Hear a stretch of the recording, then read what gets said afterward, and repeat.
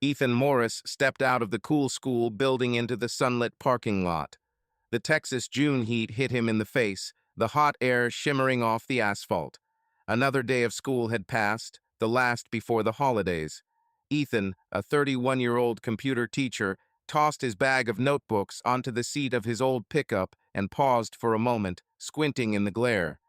Austin was going about its business, the rumble of traffic on I-35 in the distance, the sound of laughter and music from the open doors of a coffee shop nearby. A poster hung on a pole near the parking lot. ADEX Summer Fest coming soon. The poster's bright colors and the names of dozens of bands promised a big celebration for the city. Ethan remembered Madison, his wife, talking with sparkling eyes about her plans to go to this festival with her girlfriends. Then, a couple of weeks ago, he agreed, hoping that going out together would ease the tension between them. And the tension in their marriage was growing stronger. Ethan felt it with every cell, although he tried not to dramatize it. He loved Madison, the cheerful girl he married 4 years ago. She was 2 years younger, energetic, always the center of attention. A 29-year-old SM manager and part-time fitness blogger, Maddie, that's what he called her, easily gathered people around her.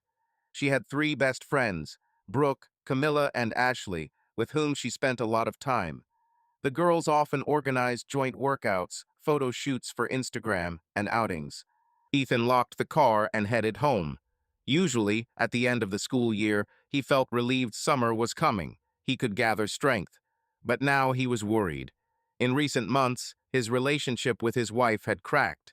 She often stayed on her phone even during dinner, laughing at some messages, immediately sharing memes with her friends. When Ethan asked what was wrong or who was texting, Madison waved him off. No big deal. There was an irritation in her voice, as if his questions were tiring her. He recalled a recent evening. He had suggested that they go for a walk together, to walk their dog Juno along the Colorado River, but Maddie had declined, saying that she was tired after working out and wanted to relax at home. Ethan had gone for a walk with Juno himself. When he returned, he found his wife sitting on the couch, engrossed in texting on her laptop and giggling. On the screen, he noticed a guy's profile. It looked like they were video chatting. Seeing her husband, Madison closed the lid of her laptop a little faster than usual and smiled tensely. "Oh, you're back already?" He didn't say anything then, but an unpleasant chill crept into his heart. Who was on that screen? Just a coworker or a casual viewer of her fitness blog? The conversation didn't take place. Madison immediately started telling him what a funny meme she saw today, leading the conversation in another direction. At home, Ethan paused as he approached the door of their rental cottage in the South Lamar neighborhood. He tried to push away the dark thoughts. Maybe I really am overreacting, he thought. She just needs some rest, some freedom to express herself. There's no point in being jealous. He took a deep breath and opened the door. Juno, a golden retriever, ran towards him, her tail wagging happily. Ethan petted the dog. "Hi, girl. Did you miss me?" My wife's voice came from the living room. "Oh, you're home? What took you so long?" Ethan took off his shoes and walked into the room. Madison was sitting cross-legged on the floor in front of the machine, wiping down the exercise mat. She was wearing a sports bra and leggings, slightly sweaty from another workout for the blog. Her phone was lying next to her, vibrating periodically with new notifications. "I was a little late at work," he answered calmly. She just nodded, not looking up from her work.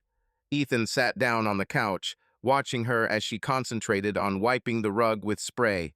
Before, after work, she would greet him with a kiss, ask how his day was. Now, it was common for her to greet him on the run or even online. "Help?" he offered. "No, I can handle it," Maddie snapped. Ethan fell silent. Juno settled at his feet, resting her head on his lap.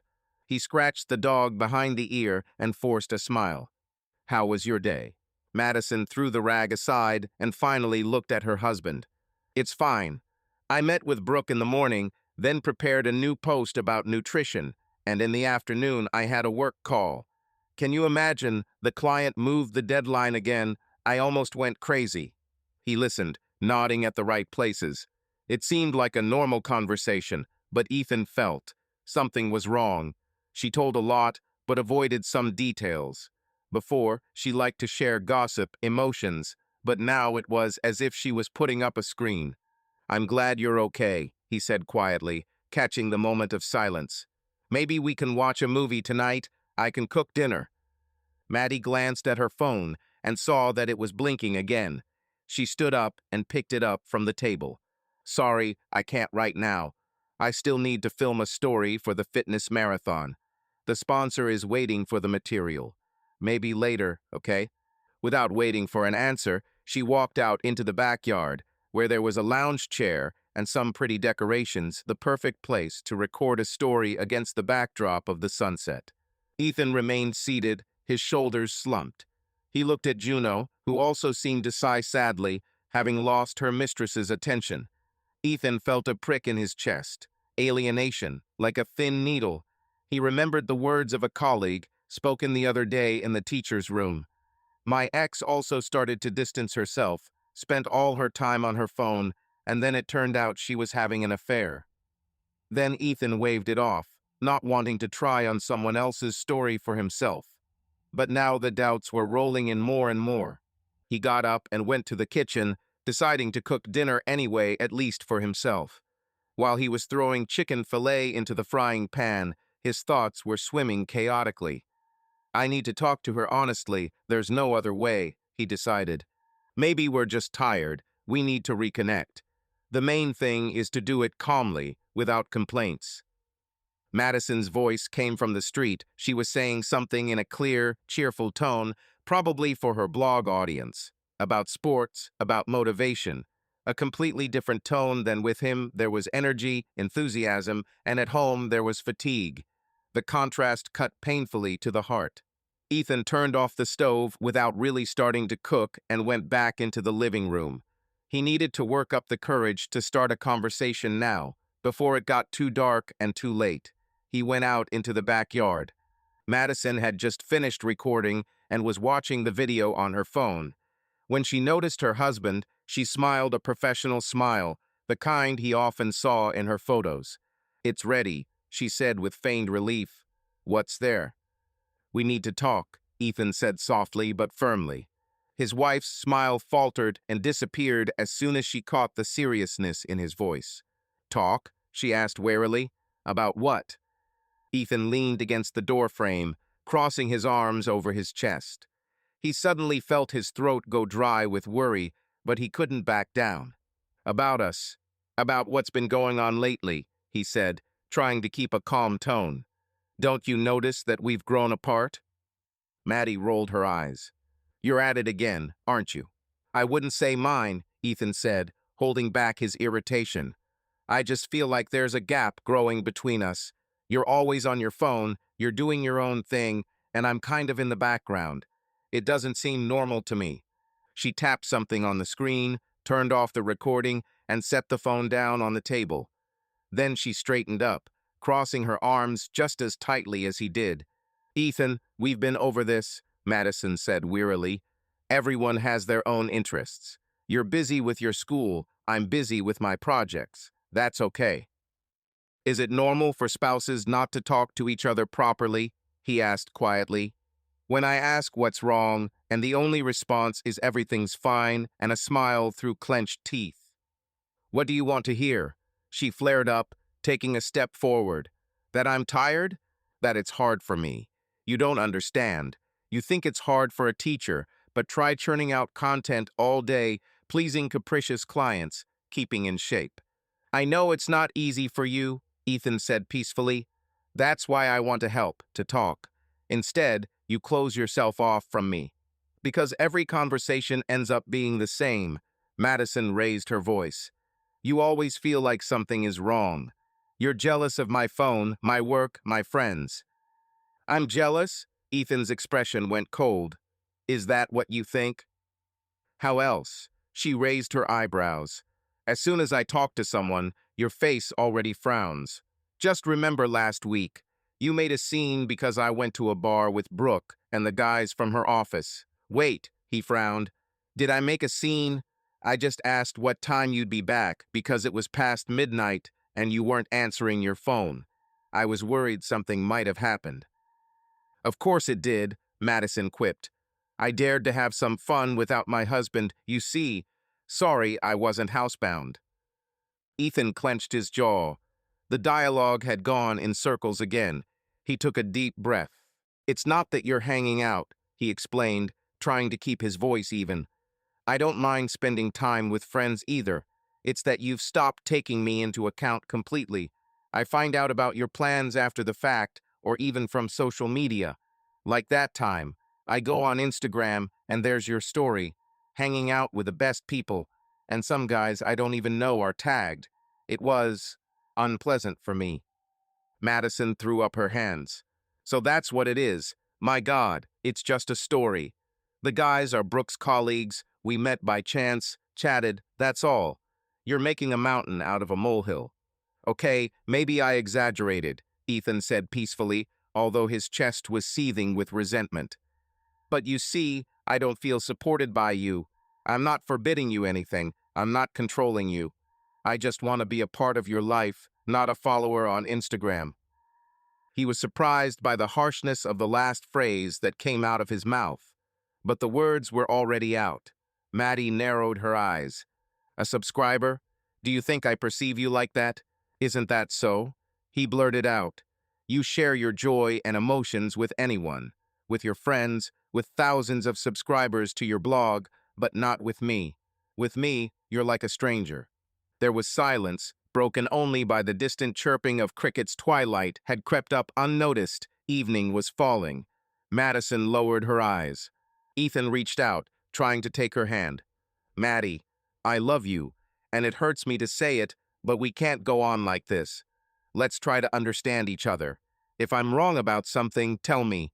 Maybe I really am too pushy or jealous, as you say, but I need to know what's going on in your soul. His voice wavered. He was really ready to admit his share of guilt, if only to restore the connection. Madison was silent for a few seconds. It seemed that tears glistened in her eyes at the sound of his trembling voice. But then she took a deep breath, pulled her hand away, and suddenly smiled. You know what's on my mind, she said with a bitter smile. Emptiness. I'm tired, Ethan. Do you think I'm on my phone because I don't care about you? I'm just trying to distract myself somehow. I'm stressed at work, pressured by social media, you have no idea. And at home, instead of support, I get your distrustful looks. I'm supporting you as best I can, he whispered. Do you want me to pester you less? Just tell me what you need. Madison shook her head. No need for anything. Everything is fine. She picked up the phone from the chaise longue, apparently considering the conversation over. Ethan felt despair. They had just about reached sincerity, and now there was a wall again. No, it's not okay, he snapped. You're avoiding the conversation again. We haven't even decided anything. She gave him a brief glance, full of weariness and irritation.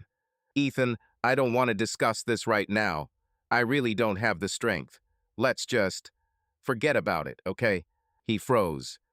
Forget it? As if they could just forget that their marriage was falling apart. It won't work, he answered dully. At that moment, a notification appeared on her phone. Madison quickly unlocked the screen and read something. Her lips trembled, and a smile flashed across her face again, this time sincere and animated. Look at this meme they sent, she suddenly said in a completely different tone, as if there had been no difficult conversation a second ago. She turned the screen toward him. The image was a popular template, a pouting toddler with the caption, "When my wife asks what I'm looking at, and I just look at the waitress." Madison forced herself to laugh. Ha ha, funny, isn't it? Reminds me of some. Ethan exhaled slowly. His throat was dry again, but for a different reason. She didn't even try to figure it out. Instead of an answer, a meme. Instead of a conversation, a smile for the camera. I see, was all he said quietly. Madison must have caught something in his voice because her laughter died down. But she didn't say anything. She looked at her phone again and quickly picked up her things from the table. I need to go inside and finish writing some text for the blog, she said as she walked. "Please close the yard, okay?" Ethan nodded, standing alone. The darkness had deepened. Somewhere in the neighboring yard, a lawnmower began to hum. He felt his insides go empty. She had walked away from the conversation, hiding behind a joke. And he stood there with that meme in front of his eyes, feeling like a complete idiot. Juno walked up to him and nuzzled his hand. Ethan stroked her head. "Well, girl, it looks like today you and I are alone again," he smiled bitterly. In the empty courtyard, his quiet voice disappeared without an answer. A week later, the long-awaited day of the ADEX Summerfest arrived. The Austin heat had been unbearable since the early morning, and Ethan, having loaded a backpack with bottles of water and sunscreen into the trunk, wiped the sweat from his forehead. He put on a light cotton shirt and shorts and a baseball cap on his head, preparing for a day in the scorching sun. Madison, on the other hand, looked radiant. A bright top, denim shorts, sneakers, and impeccable makeup. She was going not only to have fun, but also to shoot content for the blog. Her hair was braided into two flirty pigtails, and bright festival bracelets were on her wrist. They agreed to meet her friends at the entrance to the festival site at noon. On the way in the car, Maddie scrolled through her Instagram feed, occasionally commenting. "Look, Brooke is already editing a story there. They arrived ahead of us." Ethan glanced at her screen. A crowd of people, a stage, music. The festival was in full swing. He himself was not exactly a fan of such mass events. Noise, crowds. He preferred chamber concerts. But he decided to use this opportunity to spend time with his wife. Maybe in an informal setting, they would be able to relax and become close again. He really hoped so. "Are you feeling okay?" he asked as they parked and walked toward the entrance. "Is it too hot?" "Everything's okay," Madison responded cheerfully. "Can you imagine? My post about preparing for the festival has already gotten 1,000 likes. The girls are writing compliments on my look." Ethan smiled back, though he sighed inwardly. She clearly had no time to talk about them now. Her thoughts were all on the blog. He didn't continue the topic of their last argument, deciding to just go with the flow today. At the entrance to the festival, near the arch with the inscription ADEX Summer Fest, three friends were already waiting for them. Brooke, a tall, thin brunette in ripped jeans, was the first to wave to them. Next to her stood Camilla and Ashley. Camilla, a petite girl of Latin appearance, was wearing a bright summer dress and a wide-brimmed hat. Ashley, an athletic blonde, chose jeans and a t-shirt with the logo of her favorite band. "Maddie Agi," Ashley said, rushing to hug Madison. "Finally, what we've been waiting for." "You look amazing, my friend." Brooke assessed Madison's outfit, giving her a high five. "Thank you, you're all great too," Maddie beamed as she found herself surrounded by her friends. Ethan nodded hello, feeling a little out of place in this bachelorette party. His friends had known him for a long time, but all the conversations he had with Madison usually revolved around their own topics, which he found difficult to participate in. However, he tried not to show his discomfort. "Hi, Ethan," Camilla smiled amiably. "I'm glad you're with us." "Thank you, me too," he replied, grateful for the attention. "Well, let's hurry up to the stage." Ashley pulled everyone impatiently. A cool indie band is about to perform. The group joined the stream of people. Music was playing all around them. Performances were taking place on several stages. Some people were stretched out on blankets on the grass, others were dancing near the stage. The air smelled of a mixture of fried food from food trucks and the sweet aroma of passing smoke. Someone in the crowd was smoking something cheerful. Madison immediately took out her phone and started filming. Her friends had gathered around her, posing against the backdrop of the stage. Ethan hung back a little, guarding their small backpack with their things. He felt like a bodyguard for a group of young stars. The girls giggled, took selfies. Madison turned to her husband a couple of times to beckon him into the frame, but mostly for the sake of decency. Ethan got into the photo a couple of times, feeling wooden, and then chose to remain an observer. About an hour passed. They moved from stage to stage, drank lemonade, and ate tacos from the tent. Ethan was even starting to enjoy himself. Outdoors, his beloved by his side, the music wasn't bad at all. At one point, when an energetic pop group was performing, he even put his arm around Maddie's waist, and she leaned in a little toward him, a fleeting feeling of closeness like before. Ethan smiled at her. She smiled back and nodded in time with the music. Maybe everything will get better. However, the idyll was broken after 4 o'clock in the afternoon, when the crowd at the festival became even denser. The girls decided to go to the games area, where free prizes were being handed out and photo zones were open. Ethan suggested going to buy some water and meeting them later at a large oak tree, which they had noticed as a landmark. "Okay, just don't get lost," Madison shouted, disappearing with her friends into the sea of people. Ethan headed to the row of drink trucks. He grabbed a few bottles of cold water and headed to the designated spot. There were so many people that he had to squeeze through without bumping into anyone. Suddenly, he heard someone calling out, "Hey, Ethan." He turned around.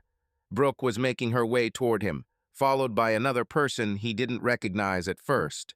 As they got closer, Ethan saw a young man about his age standing in front of him, wearing a sleeveless t-shirt and a tattoo on his forearm. The guy was smiling a toothy smile and looking straight at Ethan. "Ethan, hi, didn't expect to see you," the stranger said in the tone of an old friend. Ethan frowned, trying to remember where they had met. Brooke quickly diffused the situation. "Oh, sorry, I forgot to introduce you. Although, you already know each other in absentia. Ethan, this is Ryan." The name came out of nowhere. Ethan's gaze snapped to the guy's face, which was why it seemed vaguely familiar. He'd seen it in old photos of Madison. It was her ex-boyfriend, the one she dated before him. Madison had talked about him casually, as if it were a youthful mistake, nothing serious. But Ethan remembered that they'd been dating for almost 2 years. "Ryan," he repeated slowly. "Of course I remember. Hi." They shook hands awkwardly, Brooke smiling, oblivious to the tension. "Can you believe I bumped into Ryan at the food truck?" she babbled. "He's at the festival with his friends, too. I thought, what a small world, so I decided to drop him by and say hello." "Where's Madison?" Ethan asked, trying to remain neutral. "They're with the others by the stage over there." Brooke waved her hand. "I'm just stepping away for a minute.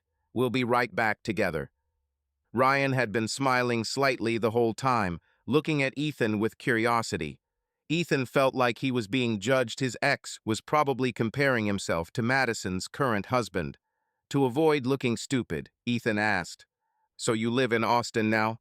"Yeah, it's been a year already," Ryan nodded. "I work at a startup as a developer, so I decided to go to the festival. I didn't think I'd run into old friends here." "Yeah, it's a small world," Ethan reluctantly agreed. His insides were turning over. He didn't like this sudden appearance of Madison's past. He couldn't help but remember how hard it had been for her to break up with Ryan. She had said that he was her first love. Then she had assured him that she had burned out and was happy with Ethan. But now he saw that Ryan was an attractive, confident guy. A feeling of uncertainty stirred in his chest. Brooke, meanwhile, chattered away, telling Ryan where their mutual friends were, and Ethan nodded half-heartedly. They finally reached the place where the others had gathered under the tree. Madison, Camilla, and Ashley watched the three of them approach with interest. When Madison saw Ryan, her eyes widened. "Oh my God. Ryan," she breathed. Ryan broke into a wide smile. "Hi, Maddie. Long time no see." Madison froze for a second, then, unexpectedly for Ethan, joyfully threw herself on her ex-boyfriend's neck and hugged him. "Wow," she exclaimed. "What a surprise." Ethan froze with the bottles of water in his hands. He hadn't expected such a warm reaction. Brooke and Camilla exchanged glances, but said nothing. Ashley just whistled softly, but quickly fell silent. After a couple of seconds, Madison came to her senses and took a step back, but her hand was still on Ryan's forearm. "This is unexpected," she said, smiling. "How did you end up here?" "I came to listen to music with my friends," Ryan shrugged, "and I met Brooke, so I decided to say hi. Nice to see you. You look great." Maddie ran her hand through her braid, embarrassed. "Thank you. You too. I can't believe how many years have passed." You knew," Ashley began, looking deliberately naive, but Camilla nudged her with her elbow. "Okay, forget it. I'll buy lemonade." Ashley walked off with Camilla to the stalls, leaving Maddie, Ryan, Ethan, and Brooke standing under the tree. There was an awkward pause. "Yeah, we've met," Ethan finally said, stepping closer and putting his arm around Madison's shoulders, making his presence known. "Maddie and I just got married after college." He deliberately said married clearly, although of course Ryan knew about it. Madison mentioned that she invited her ex to the wedding out of politeness, but he didn't come. "I know," Ryan nodded neutrally. "Congratulations in hindsight. Glad it worked out for you." Madison tensed slightly under her husband's hand. She looked at Ethan pleadingly. "Ethan." He loosened his embrace and nodded. "Everything is fine. I just unexpectedly met your acquaintance." "The former," Ryan clarified directly, not taking his eyes off Ethan. An even more awkward silence followed. "Okay, since fate brought us together," Brooke cheerfully interjected, "maybe we should all watch the next set together. The Black Pumas band is supposed to perform there. Everyone wanted to." "Exactly," Madison said, seizing on a neutral topic. "Let's go." They headed toward the stage. Ethan walked slightly behind Maddie and Ryan. Madison tried to make small talk with Ryan, asking about his work, his life. He answered willingly. Ethan felt like a third wheel next to them, and Brooke was cutting in, chatting with Ryan, clearly happy to have company. The music was already blaring as they approached the stage. People were dancing around them. Ryan leaned over to shout something into Madison's ear, otherwise she wouldn't hear it over the noise, and Ethan couldn't help but notice how close their faces were for a moment. His heart sank unpleasantly. He tried to distract himself with the music, but his gaze kept returning to his wife. She was smiling, laughing at something Ryan said. She even took a short video on her phone of them all in the crowd. Ethan tried to squeeze in next to her, to hug her, but he was pushed aside by his neighbor who was accidentally dancing. As a result, he froze slightly behind the group, like a stranger. His eyes couldn't help but catch details. The way Maddie smoothed her hair with her hand as she talked to Ryan, the way he leaned closer as she spoke, the way her face flushed, either from the sun or from excitement. Finally, the set ended with thunderous applause.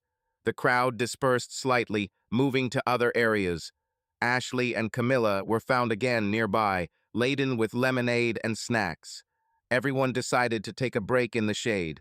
Ethan took advantage of the moment.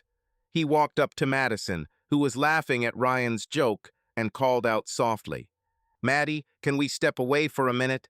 She turned around. "Why? What is it?" "I want to talk," he said quietly, glancing sideways at Ryan. Madison hesitated, but nodded. "Okay, I'll be right back," she said to Ryan and her friends, and walked off to the side with Ethan under a tree. A few meters behind, Brooke and the others were loudly discussing something. Laughter could be heard. Ethan clasped his hands together, trying to find the words. "You? How?" he began cautiously. "I didn't expect Ryan to be here." "I didn't expect it either," she quickly answered. "But it was nothing special. We met by chance, chatted." "Just chatting," Ethan said, looking into her eyes. "I think you're overly happy. I haven't seen you beam like that in a long time." Maddie frowned. "Stop it. Don't start, please. We're just chatting like old friends. You don't mind, right?" Ethan sensed the catch in her voice.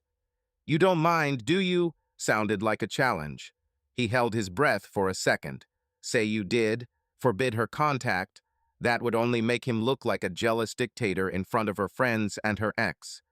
On the other hand, the situation was already getting out of control, or so he thought. "You know," Madison continued, seeing his hesitation, "if you make a scene now, it will only make things worse. I'm asking you, trust me, nothing bad is happening." She looked almost pleading. Ethan remembered his recent impulse to be understanding. This was the test of trust. If he showed jealousy now, she would close herself off completely. He swallowed the lump in his throat and tried to force a smile. Okay, I'm probably overreacting. It's just that this is an unpleasant situation for me. You're hugging your ex. It happened out of surprise, she interrupted in a whisper. I'm sorry. I won't do it again. Okay, Ethan nodded. I'll try to trust you. Let's get back to the others. He himself could hardly believe that he had just said that. But a word is not a sparrow. Madison smiled with relief. Thank you. You are the best. She gave him a quick peck on the cheek and returned to the group before he could respond. Ethan ran a hand over his face. His heart still ached. He had done the right thing, giving her freedom, but somehow that only made him more anxious. For the rest of the day, he kept his promise he didn't interfere, although he watched from afar. The group moved around the festival. Ryan hardly left their company, as if he had fit in naturally.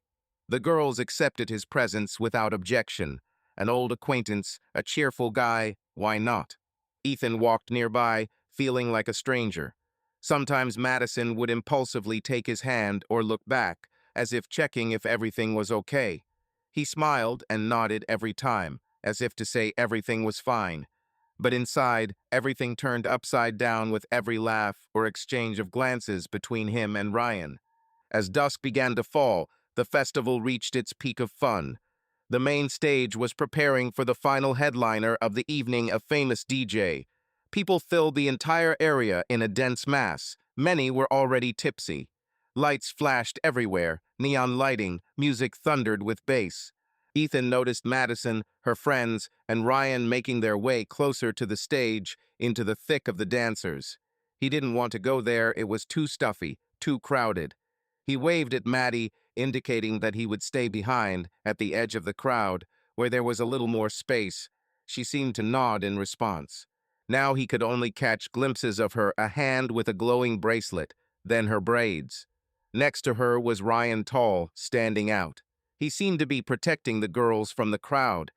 Ethan stood about 10 meters away, trying not to take his eyes off his wife. Drifting multicolored lights filled the crowd, the music rolled in waves. Ethan, standing a little further away, tried to keep his focus on Madison. The thought was pulsing in his head. Get a grip. You promised to trust. He already regretted letting her go into the thick of it without him. But it was impossible to get through now. The dancers around him periodically obscured his view. Ethan stood on his tiptoes, trying to see his wife again. There she was, he could tell her by the glitter of her bracelet and her light hair. Madison was jumping to the music, like everyone else. Ryan, Brooke, and the others were next to her together, it seemed. Suddenly, Maddie turned and headed towards the exit of the crowd, weaving through the people. To her surprise, Ryan followed her, catching up to her after a few steps. Ethan frowned. Where are they going? He leaned forward, trying to get closer, maneuvering between the groups standing at the edge. Soon he could make out that Madison and Ryan had come out of the dense mass of people and were standing a little further away in relative space. Perhaps Maddie felt sick or wanted some air. Ethan came closer, trying to remain unnoticed among the people. He could see their figures in the neon half-light. Madison fanning her face with her hand, Ryan saying something to her, leaning low to her ear. Then he offered her a bottle of water. He must have carried it with him. Maddie drank greedily. Ryan was laughing about something, wiping sweat from his forehead. At that moment, Brooke and the others also came out of the crowd and headed towards them. Ethan exhaled. Good thing they weren't alone for long. Hey, why did you suddenly disappear? Brooke asked loudly, approaching them. Is everything okay? Yeah. Ugh, just hot. Madison smiled at her friend. I decided to take a break. Let's move to the tables, it's cooler there, suggested Camilla, pointing to the area with plastic tables under awnings. Everyone moved towards it. Ethan joined in, coming up quietly from behind. Madison noticed him. Oh, there you are, she said. I thought you were lost. It's okay, I was there, Ethan replied, forcing a smile. He noticed that she was trying to behave with him as usual, but her gaze was somehow distant. She was probably tired. Everyone around sat down or leaned their elbows on the table. Someone took snacks out of a bag and shared them. A relatively calm conversation ensued. They discussed their impressions of the music. Ryan stood leaning against the awning support. He looked at Madison and asked, "Did you want to go for an autograph? They're playing on the next stage in half an hour, I think." "Oh, right," Maddie perked up. "Girls, we wanted to listen to them." "That's right," Ashley nodded, glancing at her phone. "We'll make it if we go now." The friends started to get ready. Ethan knew it was one of Madison's favorite bands. He wouldn't mind listening to it either, but he felt broken. However, he didn't want to be alone either. "Let's go together," he suggested, so that no one would think that he didn't want to. Of course, Madison took his arm this time, all together. The five of them Ryan followed, although he was not asked to. Apparently, he was also interested in the band, headed to another area. There were a few less people there. They found a comfortable spot on the side of the stage. During the autograph performance, the mood of the company improved. The songs were well known. Many sang along. Madison also sang, even caught Ethan's joyful glance and smiled at him. He felt warmth. Here, finally, they are on the same wavelength, enjoying the moment together. He discreetly squeezed her hand, and she did not pull away. Ryan was standing on the other side of Madison and obviously noticed the scene. His expression was strange, but Ethan tried not to pay attention. He was happy now that his wife was near and, it seemed, with him again. However, towards the end of the performance, something went wrong again. They played a slow song, and the crowd calmed down a bit. Madison suddenly leaned towards Brooke and whispered something. Brooke nodded. Then Maddie quickly turned to Ethan. "I'll be right back, okay? I'm going to the toilet. Brooke will come with me." "Of course," he nodded, letting go of her hand. Madison and Brooke disappeared into the crowd, making their way toward the exit and the row of portable toilets. Ethan stayed with Camilla, Ashley, and Ryan. After a moment of silence, he took a few steps back, deciding to give them space. He pulled out his phone and automatically checked his messenger. Nothing new. 5 minutes had passed since Madison had been gone. Ethan began to look towards the toilets, but dozens of girls were coming out one after another. It was hard to tell where she was. Brooke was also nowhere to be seen. "I'm going to fill my water bottle," Ryan said suddenly, pushing off from the support. A few meters away, there was a free drinking water station. He picked up his empty bottle and headed there. The minutes dragged on. When the concert ended, the band bowed to applause. The crowd began to disperse. Ashley and Camilla moved closer to the stage to take a selfie with the musicians in the background. Ethan looked around. No Madison, no Brooke, no Ryan. Strange, Ryan was late with the water too. Maybe it was the queue, or... An alarming thought crossed his mind. He moved along the row of toilet stalls, peering into their faces. Suddenly, a little further away, behind the last row of stalls, he noticed movement like a shadow flickering. This place was darker. There were almost no lights there, only the stage lights flickering in the distance. Ethan stepped closer, walking around the booth. His heart sank into his throat. There were two people standing in front of him, about 5 meters away. Madison, with her back to him, pressed against the wall of the service van, facing Ryan, and they were kissing. Ethan felt dizzy for a second. It was like an electric shock had gone through his body. He couldn't believe his eyes. His wife, Maddie, was clutching another man's shoulders, and he was hugging her, and their lips were locked. It lasted for seconds, but it felt like an eternity. "Maddie," he let out a hoarse cry. The couple pulled back. Madison turned, her face barely visible in the dim light, but Ethan knew she was shocked, caught. Ryan took a step back, wiping his lips with the back of his hand. "Ethan, it's..." Maddie began, taking a step towards him, but he raised his hand, stopping her. Everything inside him was burning rage, pain, shame, all at once. "Don't come near," he whispered, not recognizing his own voice. "Don't you dare." Madison froze. Ryan made a move to say something, but Ethan shot him a look that made the words stick in his throat. For a few seconds, the three of them just stood there in silence. Somewhere in the distance, music thundered from another stage, laughter, shouts. The festival lived its own life, not noticing the tragedy unfolding in the corner. Ethan took a deep breath, feeling like he was going to explode or burst into tears. Either way, he couldn't stay here for another second. He turned and walked away, almost running, not knowing where he was going. He heard Madison screaming behind him. Ethan, wait. He heard her run after him, but it wasn't easy for her to catch up in the crowd. People were moving aside for him. They probably saw the look on his face and preferred not to get involved. Ethan walked faster and faster until he was running. He flew out of the festival area fence and stopped only at the parking lot, bent over, trying to catch his breath. His head was foggy.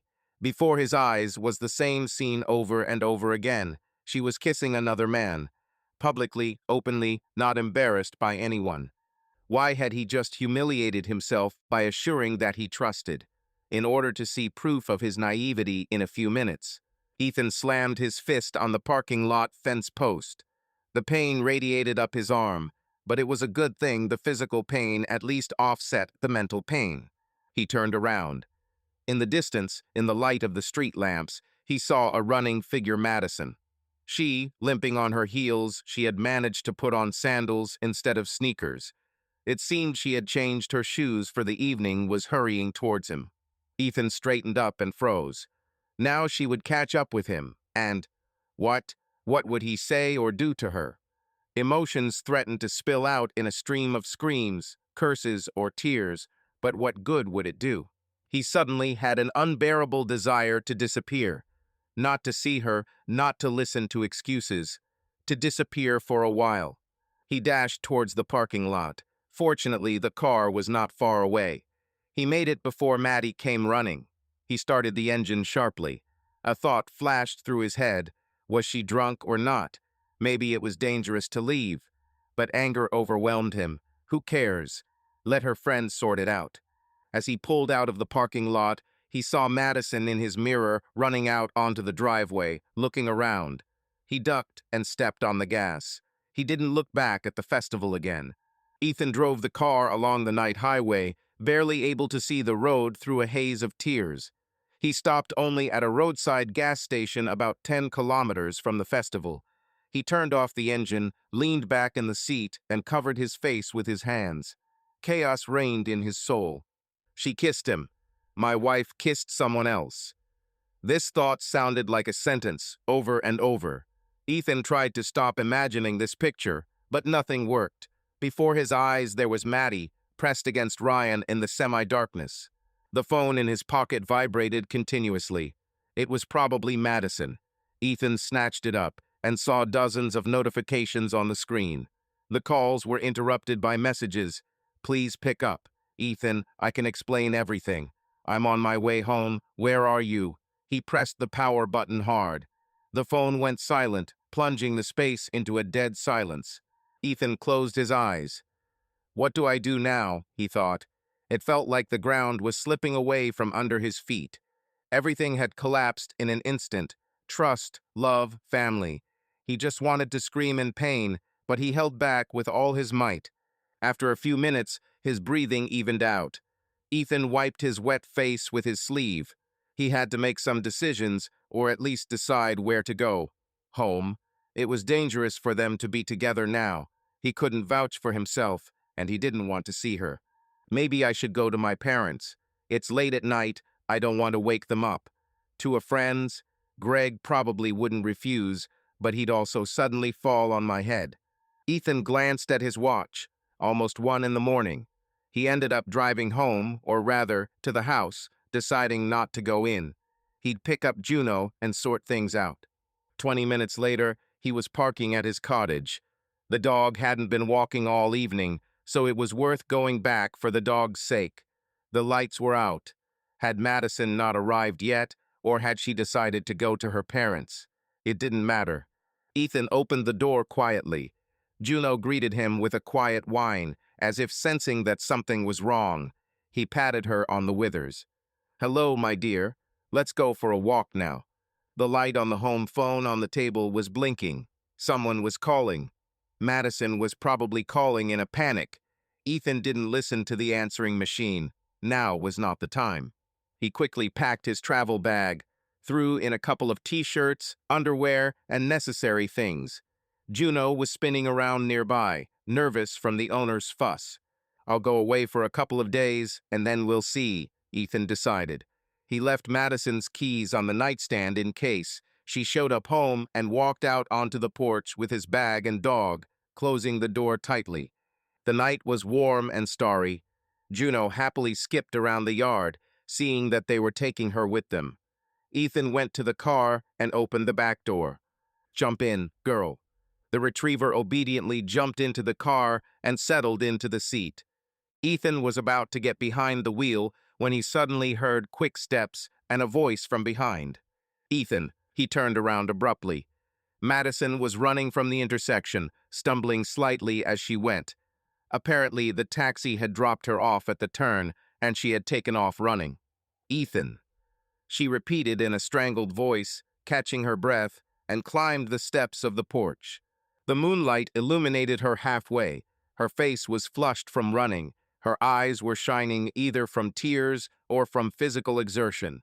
Ethan froze near the car, holding the door open. They looked at each other in silence for a few seconds. Finally, Madison slowly raised her hands, as if in a gesture of reconciliation. "Ethan, please, listen to me." He was silent. What could he say? She stepped closer. "I know what you saw. It's not what you thought." Ethan smiled bitterly. It was surprising how trivial it sounded. He didn't answer, but he didn't leave either. He waited for her to say more. "It was a mistake," Maddie continued, her voice shaking. "Please believe me, it's not what you think." "What about?" he finally asked dully. "Enlighten me. What did I see, if not you with your tongue in your ex's throat?" Madison sobbed and covered her face with her hands. "Oh my God, I don't know what came over me. I was drunk. I didn't understand much." "Oh, now you can blame it on alcohol," Ethan chuckled. "Convenient." "No. I mean, yes, I drank, but that's not an excuse, I know. Just believe me, I didn't plan it. It happened by accident." She was sobbing. Her words were cut off by convulsive breaths. Ethan himself was barely holding back. He was choked by resentment and love mixed together, a terrible mixture. "Ethan, I beg you." She suddenly rushed towards him, trying to grab his hand. "Don't leave like this. Let's talk, get it all out, yell at me, hit me if you want. Just don't disappear." He backed away, avoiding her touch. "I have nothing to say to you right now, Madison. Nothing at all." She fell to her knees before him, sobbing. "Forgive me. I don't know what came over me. This momentary confusion, madness. I love only you." Ethan squeezed his eyes shut, pain tearing through his chest, but for now, rage kept him afloat. "That's enough," he said hoarsely. "Get up. Don't humiliate yourself." Madison stood up, sobbing, and leaned against the porch railing, looking up at him. Where are you going?" "To whom?" "To her." Ethan winced at the absurdity. "To whom? To her? Are you even thinking straight? They should be asking me if you're going to see him now." She realized that she had said something stupid and shook her head. Forgive me. I don't think anything. I won't even talk to him anymore, I swear. I'll block him everywhere. Just please don't do anything stupid. Let's go home, I beg you." "Home?" he repeated bitterly. "To our happy home? To see you cry and sob venomously about your mistake? No way." "What can I do to make you forgive me?" Maddie whispered. "I don't know," Ethan snapped. "I don't know anything right now." They fell silent again. A car horn blared somewhere in the distance, and that was all. Finally, Ethan opened the driver's door and got behind the wheel. Madison rushed to the window. "Are you leaving?" "Where to?" "I need to be alone," he said wearily, rolling down the window. "Don't call me. I'll contact you when I can talk calmly." "Ethan," she began, but he had already turned the ignition. Juno was whining anxiously in the back seat. Madison grabbed the edge of the lowered window. "Don't go. Don't leave me, please." Her tears splashed onto the car body. Ethan gently freed the glass from his wife's hands. Move away. No, she shook her head. It's my fault, but I'll fix everything. Do you hear me? I'll fix everything. Just give me a chance. He silently rolled up the window, trying not to meet her pleading eyes. Then he slowly pulled away. Madison followed, trying to stop, but the car was already pulling out onto the road. In the rearview mirror, Ethan saw her fall to her knees in despair in the middle of the driveway, covering her face with her hands. That was the last thing he remembered before tears began to flow from her eyes again, blurring everything around her. By dawn, Ethan was lying on Greg's fold-out couch. Juno was curled up at his feet, her paws twitching in her sleep like a puppy. Ethan's head was buzzing with nothing, no energy, no words. He put his phone on silent and threw it on the coffee table next to him, as if it were hot. Morning came quickly and unceremoniously. A strip of light cut through the blinds, the tart smell of coffee wafted from the kitchen. Greg stuck his head out from behind the door, nodded without questioning that rare kind of friendly concern where silence means more than any hold on. The phone screen was flooded with notifications. Dozens of missed calls, fragments of messages, voicemail icons.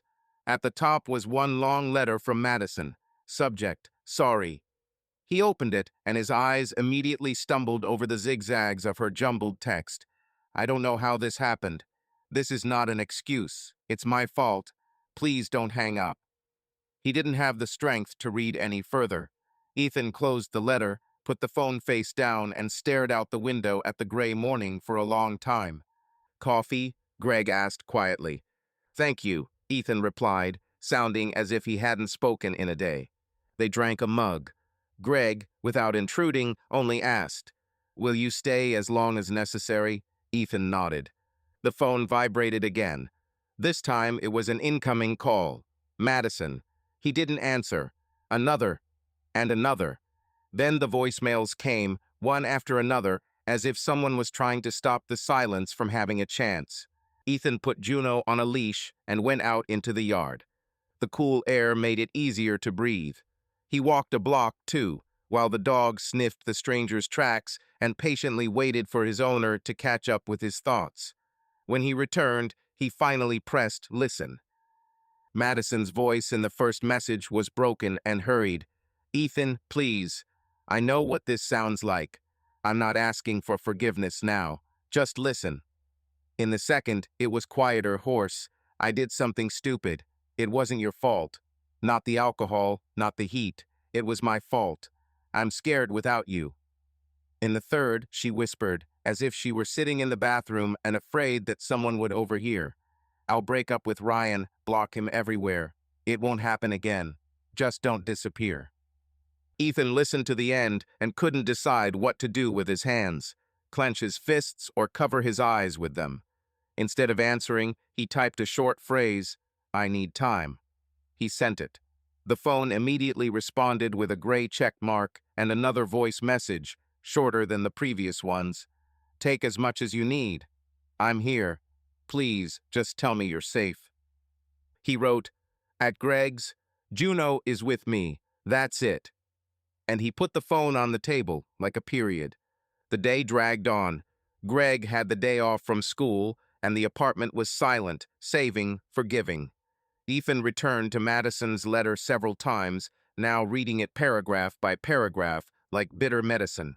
There were confessions, broken explanations, dozens of I'm sorries, and one clear one, if you hadn't shown up, maybe things would have gone further. I hate myself for it.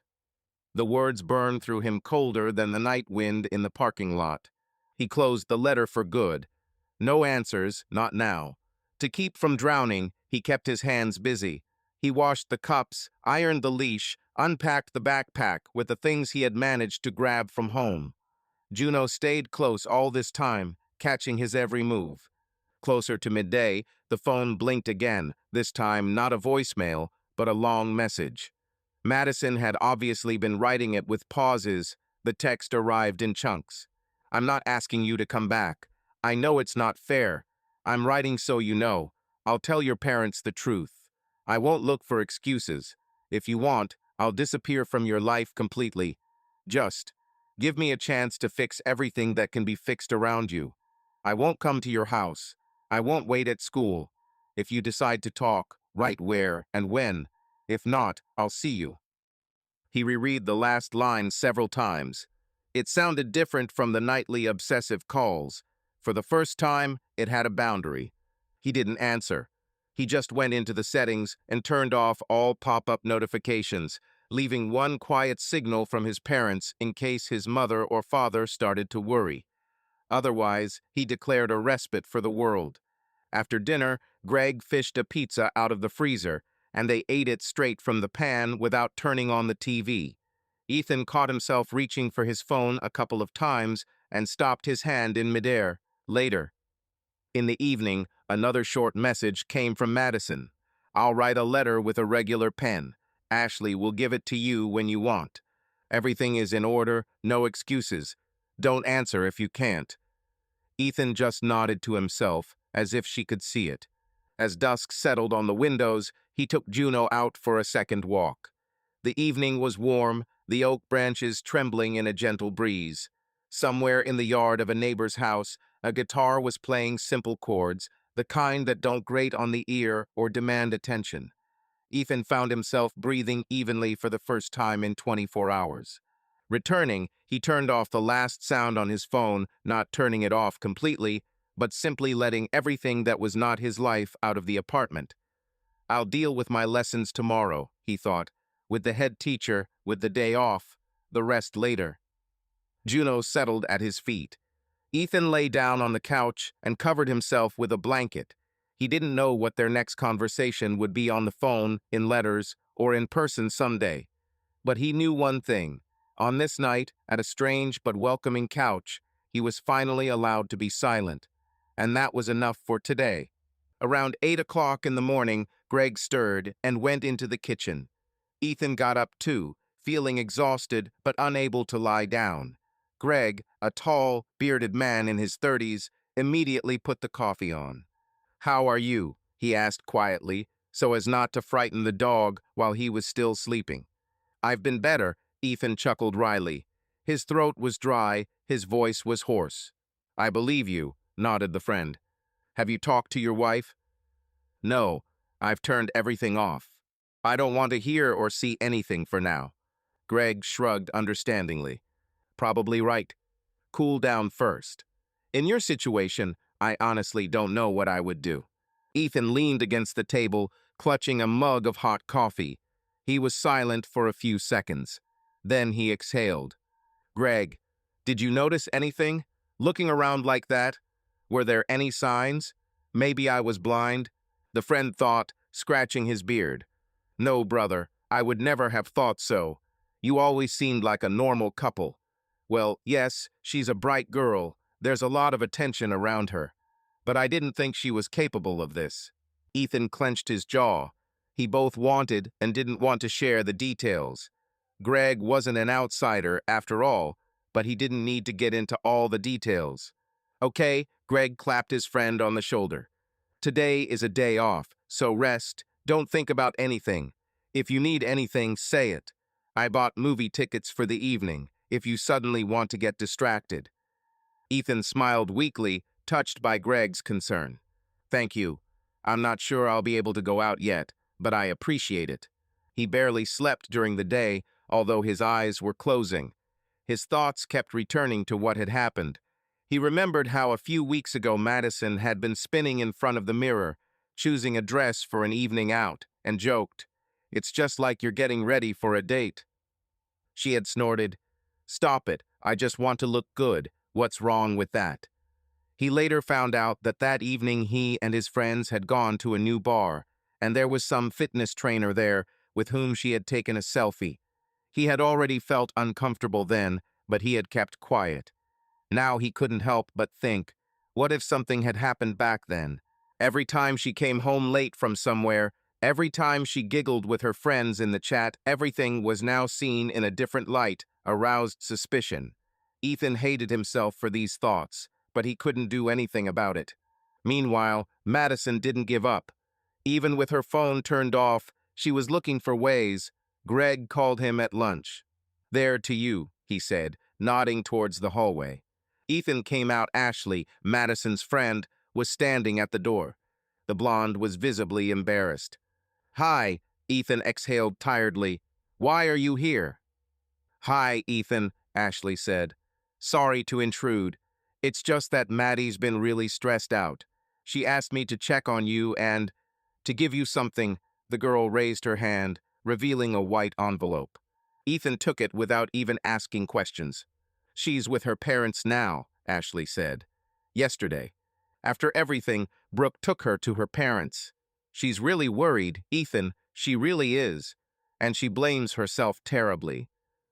Ethan squeezed the envelope. He didn't want to hear excuses, especially from strangers. Yeah, he just said dryly. She says your phone isn't answering. She's afraid that you'd... Anyway, she asked me to visit you. We're all worried about you. Ethan chuckled briefly, everyone meaning the rest of her friends. Brooke was unlikely to sympathize, considering she was largely to blame for dragging Ryan along. Tell them I'm alive, he muttered.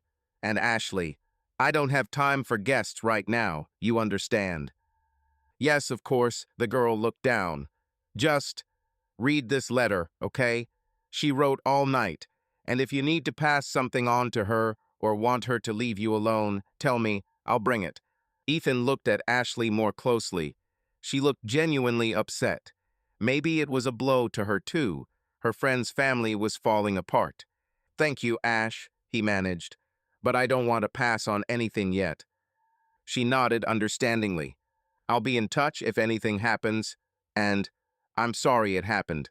Ashley turned and walked toward her car, which was parked in the driveway. Ethan slammed the door, swiping his hand across his face. Then he unfolded the envelope. Inside were several sheets of paper, all handwritten in Madison's tiny handwriting. He could practically hear her voice as he read the rambling lines of apologies, declarations of love, and pleas for forgiveness. She begged him to give her a chance to make things right, promised to fight for him, and said she couldn't live if he left her. Finally, at the end of the line, please answer me, even with a word. I'll die of worry. Love you. Always yours, Maddie. The ink was smudged across the paper, suggesting she'd been crying as she wrote. Ethan sank down onto the couch. His heart ached with pain. After all, he loved this woman, no matter what, and seeing her suffer was also excruciating. He felt crushed. But as soon as he closed his eyes, the horrible scene from the festival appeared before him. No, he couldn't forgive so quickly. He wasn't sure if he could at all. Greg peered into the room cautiously. Everything is fine. Yes, Ethan answered hoarsely, gathering up the papers. It was she who wrote the letter. Nonsense, of course. Greg sat down next to me. What do you think of doing? Ethan shrugged. Nothing. Wait until there is clarity. Right now, every nerve in my body is screaming in pain. What kind of decision are we talking about? I'm moving away, and then we'll see. Greg nodded approvingly. That's right. Time will tell. The day passed slowly. Ethan reread the letter several times, trying to get angry at her words, then touched. He did not answer. Closer to the evening, he decided to at least drop a text message to her mother, with whom he was on good terms, saying that everything was fine with me, but I needed to be alone. But he changed his mind. He did not want to talk to anyone from her circle right now. Madison didn't let up.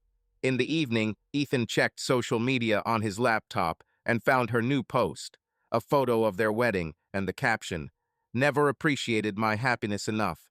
Now I pray to heaven to give it back to me." The comments were filled with questions about what happened and support like, "Everything will be fine, don't worry." Apparently, she decided to play the role of a repentant person for the public. Ethan closed the page in disgust. He didn't want their problems to become public knowledge, but, alas, Madison didn't know any other way. All emotions on display. True, although she wrote vaguely, the general meaning was guessed. Surely her blogger friends and clients are discussing how she is in crisis. Humiliating and unpleasant. 3 days of radio silence passed. Ethan did not answer Madison's calls, though they became less frequent over time. she was still at her parents', he learned from Ashley, who sent another message that Maddie will be with her family for now, waiting for you to contact her.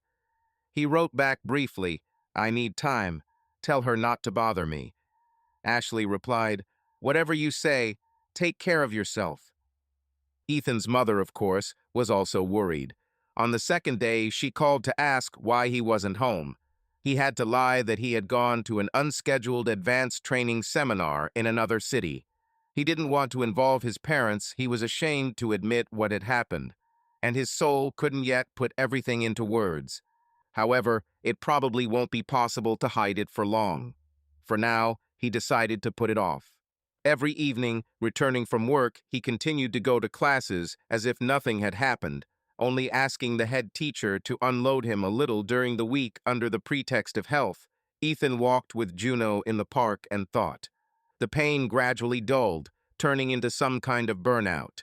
He could no longer think about betrayal every minute. Sometimes good memories of his wife popped into his head, and that made it even harder.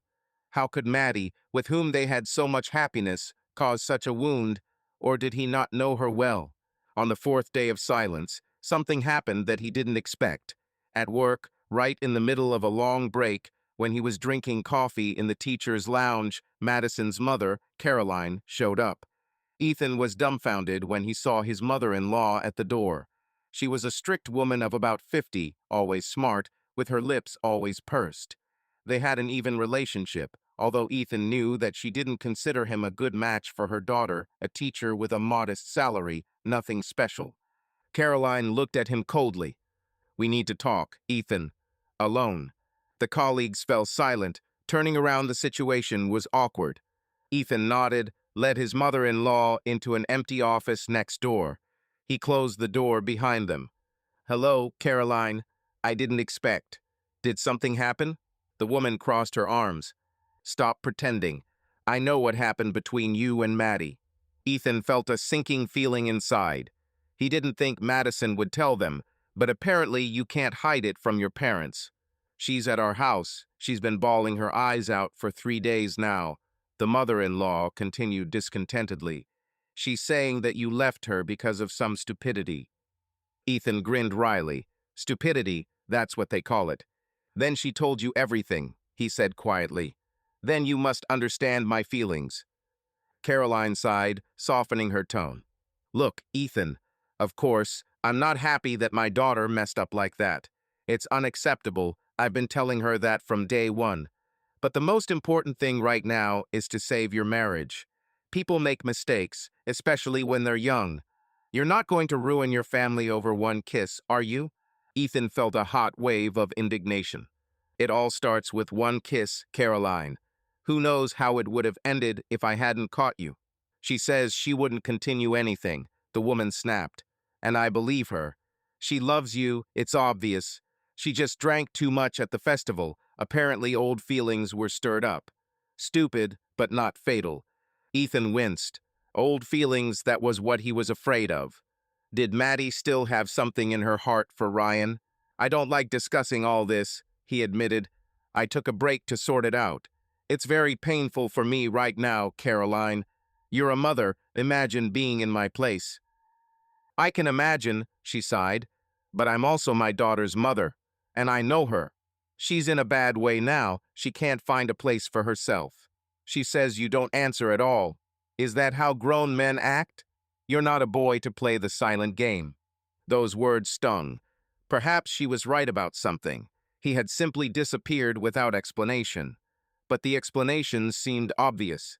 What do you want from me? He asked, harsher than he intended. For me to forgive her with a snap of my fingers, to pretend it was nothing. The mother-in-law shook her head. Of course not, but at least talk. Not through friends, not by letters, but normally in person. Come to us, talk in front of us, if necessary. We will help you sort things out and act as intermediaries.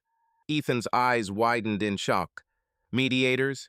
Are you seriously proposing a family council? What's wrong? She shrugged. We're a family, and we should support each other. I'm sure we can figure out how to move forward together. I wouldn't want it to get to.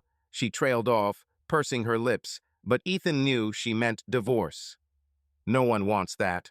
Not you, not us, not our family's reputation. The last phrase tore off his stopper. There it is, it came out. First of all, the mother-in-law is worried about her reputation. A blogger daughter with an ideal life and a respected family, and then such a scandal. Caroline, he looked straight at her. I appreciate your concern, but this is between Madison and me. I don't need any mediators or judges. I'm sorry. Her face became stern. So you refuse? For now, yes. I'm not ready to sit at the table with anyone and discuss it.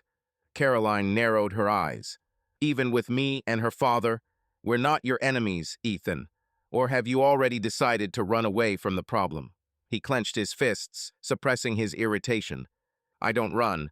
I take time and think. It's normal. Consider that any psychologist recommends this in case of marital infidelity. She clicked her tongue. Psychologists. It's all nonsense. Adults can decide for themselves what to do. Here's what I'll tell you. Yes, my daughter is guilty. But you're a man, the head of the family.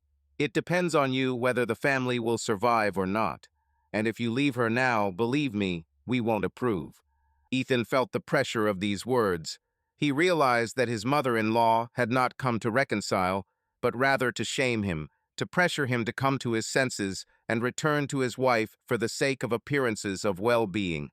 I'm sorry, but your family's approval is the last thing I care about right now, he said coldly.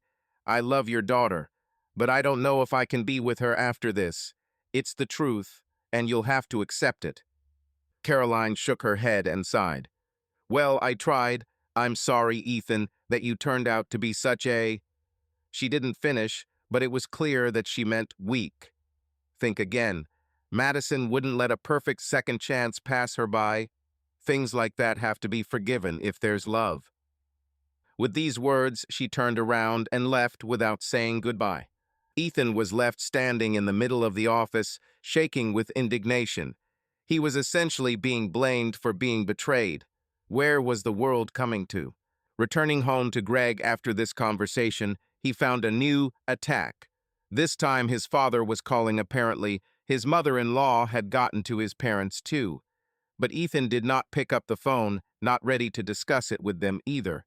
Perhaps his parents would call again or come. He would need to explain something to them. He sat down on the sofa, covering his face with his hands. It seemed like the circle was shrinking. Everyone and their dog was climbing into his isolation. They wouldn't let him catch his breath. Juno came quietly and nuzzled his knee, looking at him with devoted eyes. Ethan hugged the dog's neck, finally feeling the tears welling up. He had been holding back all these days, but now, under the pressure of everything that was happening, the lump in his throat gave way. He buried his face in the soft fur and burst into tears, finally giving vent to the pain, humiliation, and fatigue. Juno stood patiently, whining slightly, while he cried himself out. When the tears dried up, Ethan wiped his face. He felt a little better, as if he had let go of some of the weight. For the first time in days, his head became clear. This couldn't go on like this. He had to decide something and put an end to it. So far, everything was standing still, and those around him were only making the situation more tense. He had to manage the situation himself. But how? If he wasn't ready to go back and forgive, he had to go another way, and it seemed to be becoming clear which way. The next day, Ethan came clean to his parents for the first time. After talking to Caroline at school, he felt he couldn't keep it a secret any longer. He took the afternoon off and went to his parents' house, bringing Juno with him. His mother greeted him with concern. She was already worried about the calls from Madison's family. As soon as Ethan crossed the threshold, Linda Morris, a middle-aged woman with kind eyes, hugged her son. Honey, what's going on? Madison's at her parents'. Her mom called me. They say you had a serious fight. Ethan's father, Robert, also came out into the hallway, putting away his reading glasses. Son, you scared us. Tell us everything as it is. Ethan sighed heavily. He wasn't used to discussing personal problems with his parents, but now he couldn't avoid it. The three of them sat down in the kitchen. Juno lay down at his feet, as if she was also getting ready to listen. Ethan began, trying to speak calmly, although his voice was shaking. He told what had happened at the festival, how he had caught Madison with another man, how he had left, how she had tried to apologize, how he had not been able to forgive her right away and had left. His parents listened with deep shock on their faces.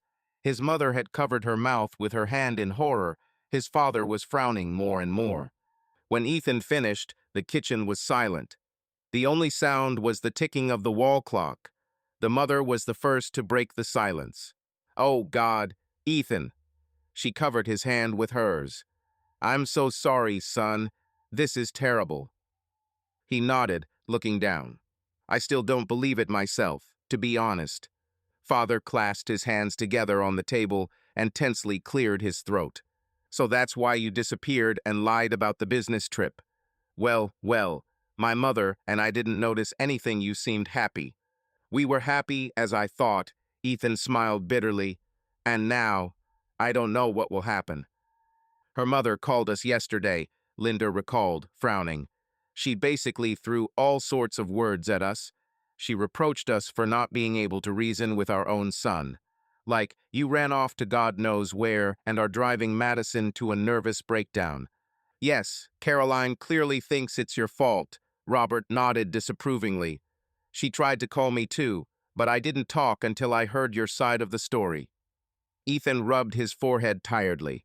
"Sorry you had to listen to this too. I didn't want to involve you. That's why I didn't tell you." "Enough. We are your parents," the mother objected softly. "Of course we need to know." "How could they blame you?" The father was indignant. "Their daughter committed this offense, and it turns out that you are also the one who is to blame." Linda shook her head. "Caroline keeps telling me, if you love, forgive, and don't wash your dirty linen in public. They, you see, are embarrassed in front of their friends." "Well, that's true. Reputation comes first," Robert grumbled. "And what if our son's heart was broken?" "I answered her as best I could," the mother sighed. "I said that I understand your feelings and I won't let you put pressure on me." And then she hung up. Sigh, Ethan rubbed the bridge of his nose. "It looks like there won't be good relations between our families anymore." "We don't care," Father snapped. "We're only worried about you right now." Linda frowned, looking thoughtfully at her son. "Tell me honestly, Ethan, do you want a divorce, or do you still hope to make peace? We will support any decision, but it is important for us to know your attitude." Ethan thought about it. He had turned the question over in his head many times. He still loved Madison, oddly enough. But imagining what would happen next if he went back, he couldn't imagine the trust he once had. "I am more inclined to divorce," he said quietly. "I'm not sure I can handle it any other way. It's too painful and, frankly, disgusting. Every time I look at her, I'll remember her." The mother nodded sadly, squeezing his hand tighter. "I understand, darling. It's up to you," added the father. "No one has the right to force you to keep your family together at any cost. If you choose to separate, we will only help." "Thank you," Ethan said with feeling. "I was afraid you'd say, 'Be patient, anything can happen.'" Robert snorted. "No way. You know, your grandmother forgave your grandfather for cheating, and it didn't end well. She was unhappy her whole life. I don't want that for my son." Linda sighed. "It's still a pity, of course. We loved Madison like a daughter. We thought you would forever." "I thought so too," Ethan smiled sadly, "but apparently not." He felt relieved that his parents understood him. This strengthened his resolve to move forward decisively, not allowing his feelings to hold him back in the broken marriage. That evening, back at Greg's, Ethan received an unexpected message from Madison's father, Gerald. Gerald rarely wrote to him, except to congratulate him on holidays. The message read, "Ethan, I heard from Caroline about your situation. I'm so sorry. I'd like to talk to you, if that's okay with you. I know this is tough for you. You've always been like a son to us. I'd be happy to support you or just listen if you need it." Ethan reread the text several times. It seemed that even within Madison's family, not everyone was following his mother-in-law's line. Gerald was a gentle, reasonable man. Apparently, he decided not to press, but to offer a friendly conversation. Ethan wasn't ready to discuss this with anyone again, least of all his wife's father. He politely replied that he appreciated the concern, but that he needed to be alone for now. Gerald didn't insist, only sent, "I understand. Hang in there, son." Son. Ethan smiled sadly. He really had become their son for a few years, and now everything would go to hell. So the families were divided. Ethan's parents were on his side, ready to break off relations with the Reeds-Madison's parents because of the offense for their son. Maddie's parents themselves had different opinions. The mother was angry with Ethan. The father regretted what happened and showed concern for everyone. A turning point, Ethan mentally noted. Not only is his marriage being overturned, the connection between relatives is crumbling, and all because of one treacherous step. He remembered the two families sitting peacefully at the same table on Christmas Day a year ago. Was all that lost now? Probably. Ethan pushed these thoughts aside. There was no time for other people's relationships. Now he needed to resolve his own. And the decision gradually matured inside him as an inevitability. A few days after his revelations to his parents, Ethan had a scene at work that he would never forget. He was just finishing sixth period when there was a knock on the classroom door. A girl from the administrative office peered through the crack and said pleadingly, "Mr. Morris, excuse me, your wife is looking for you." Ethan's heart sank. He hadn't expected Madison to come straight to school. The students were starting to pack their things after the bell rang, and he asked the girl, "Tell her to wait for me at the entrance, okay? I'll be right there." The assistant nodded and disappeared. Ethan hurried the class. "Guys, thank you all. The lesson is over. Homework is on the board. Don't forget to write it down." People poured out into the hallway. One of the students noticed a female figure at the exit and exchanged interested glances with a friend. Apparently, they recognized Madison, who had come into the school a couple of times before when everything was fine. Ethan heard whispers. "Isn't that Mrs. Morris? What is she doing here?" He winced. Not only was her personal life turned inside out, but she was doing it in public too. Trying to remain calm, he walked out of the classroom and walked confidently to the front entrance. Madison stood there, attracting the glances of the passing seniors. She was dressed in simple jeans and a t-shirt, her face pale, without makeup, with shadows under her eyes.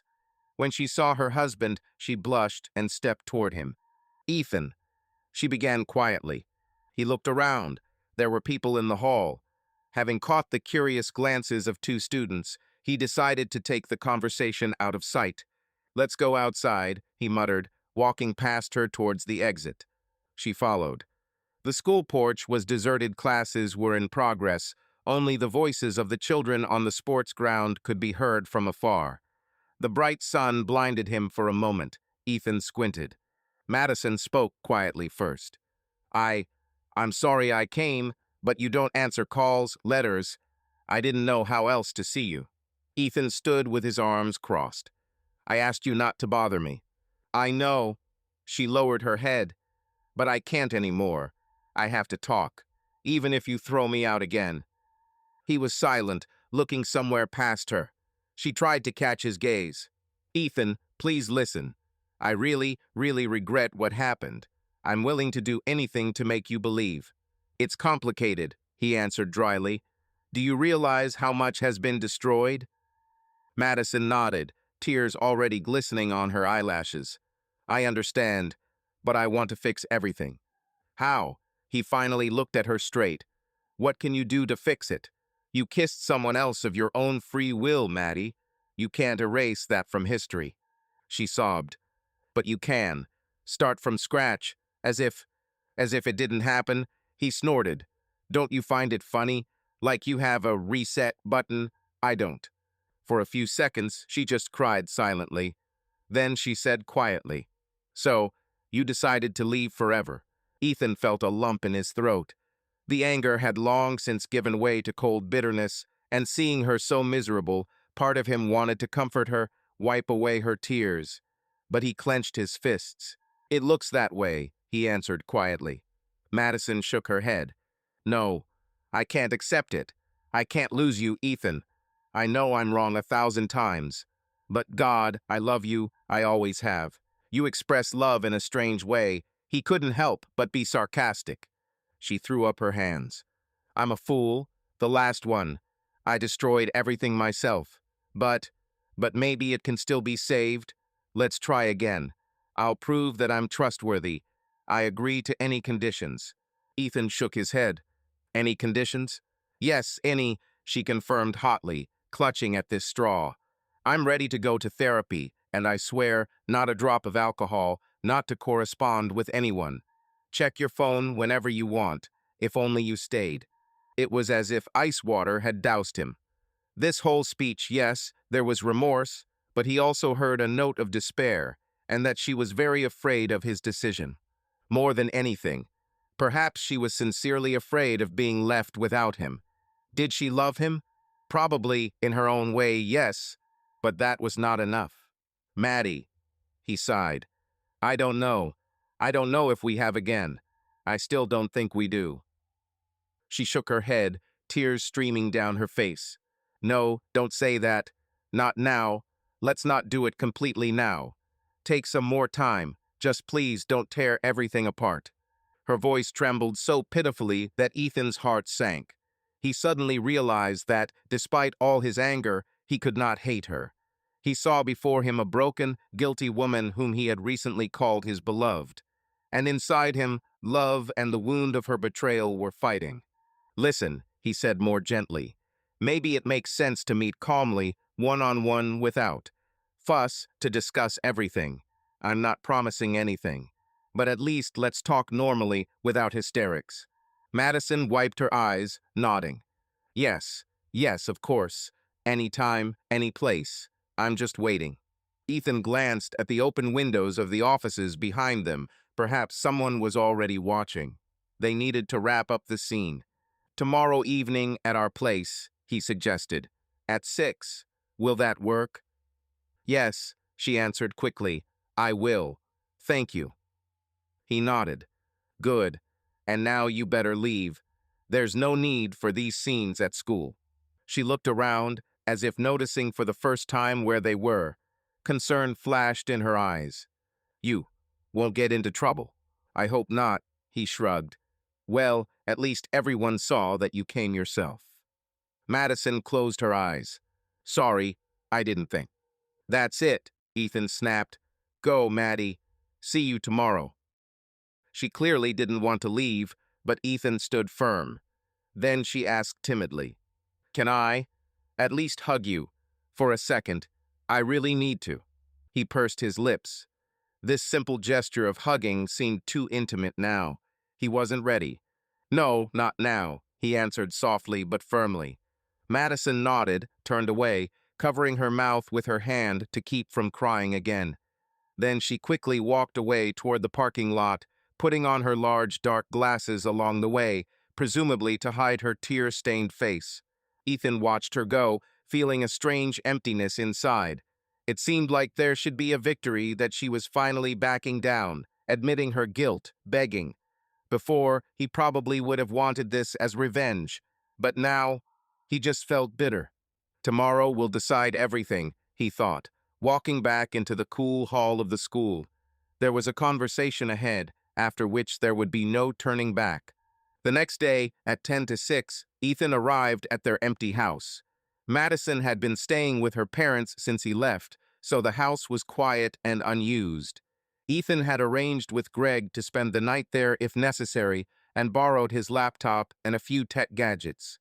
The thing is, he had decided to play it safe, record the upcoming conversation so that later he would have irrefutable evidence of everything said. He wasn't too proud of this plan, he felt almost like a spy. But after his mother-in-law's recent visit and accusations, he realized he needed evidence to back up his version of events, so that no one could turn the story upside down. Ethan prepared thoroughly. He placed Greg's small action camera on a shelf between books, disguising it as a decorative element, a lamp with holes through which the lens was barely visible. The camera recorded video in good quality and had a wide lens that covered the entire living room. He also turned on the voice recorder on his phone in case the video failed. He hid the phone in his shirt pocket. He checked. Recording was in progress. The indicator was off. It took some fiddling with the settings to remove the blinking recording dot. At 6 p.m. sharp, there was a knock on the door. Ethan's heart started beating faster. He sat down on the couch, trying to look calm, and said loudly, "Come in, it's open." The door opened slightly, and Madison stepped into the hallway. She was clearly nervous. She wasn't dressed up. She was wearing a simple sweater and jeans. Her hair was pulled back into a ponytail. She was holding a bag. A bottle of wine was sticking out.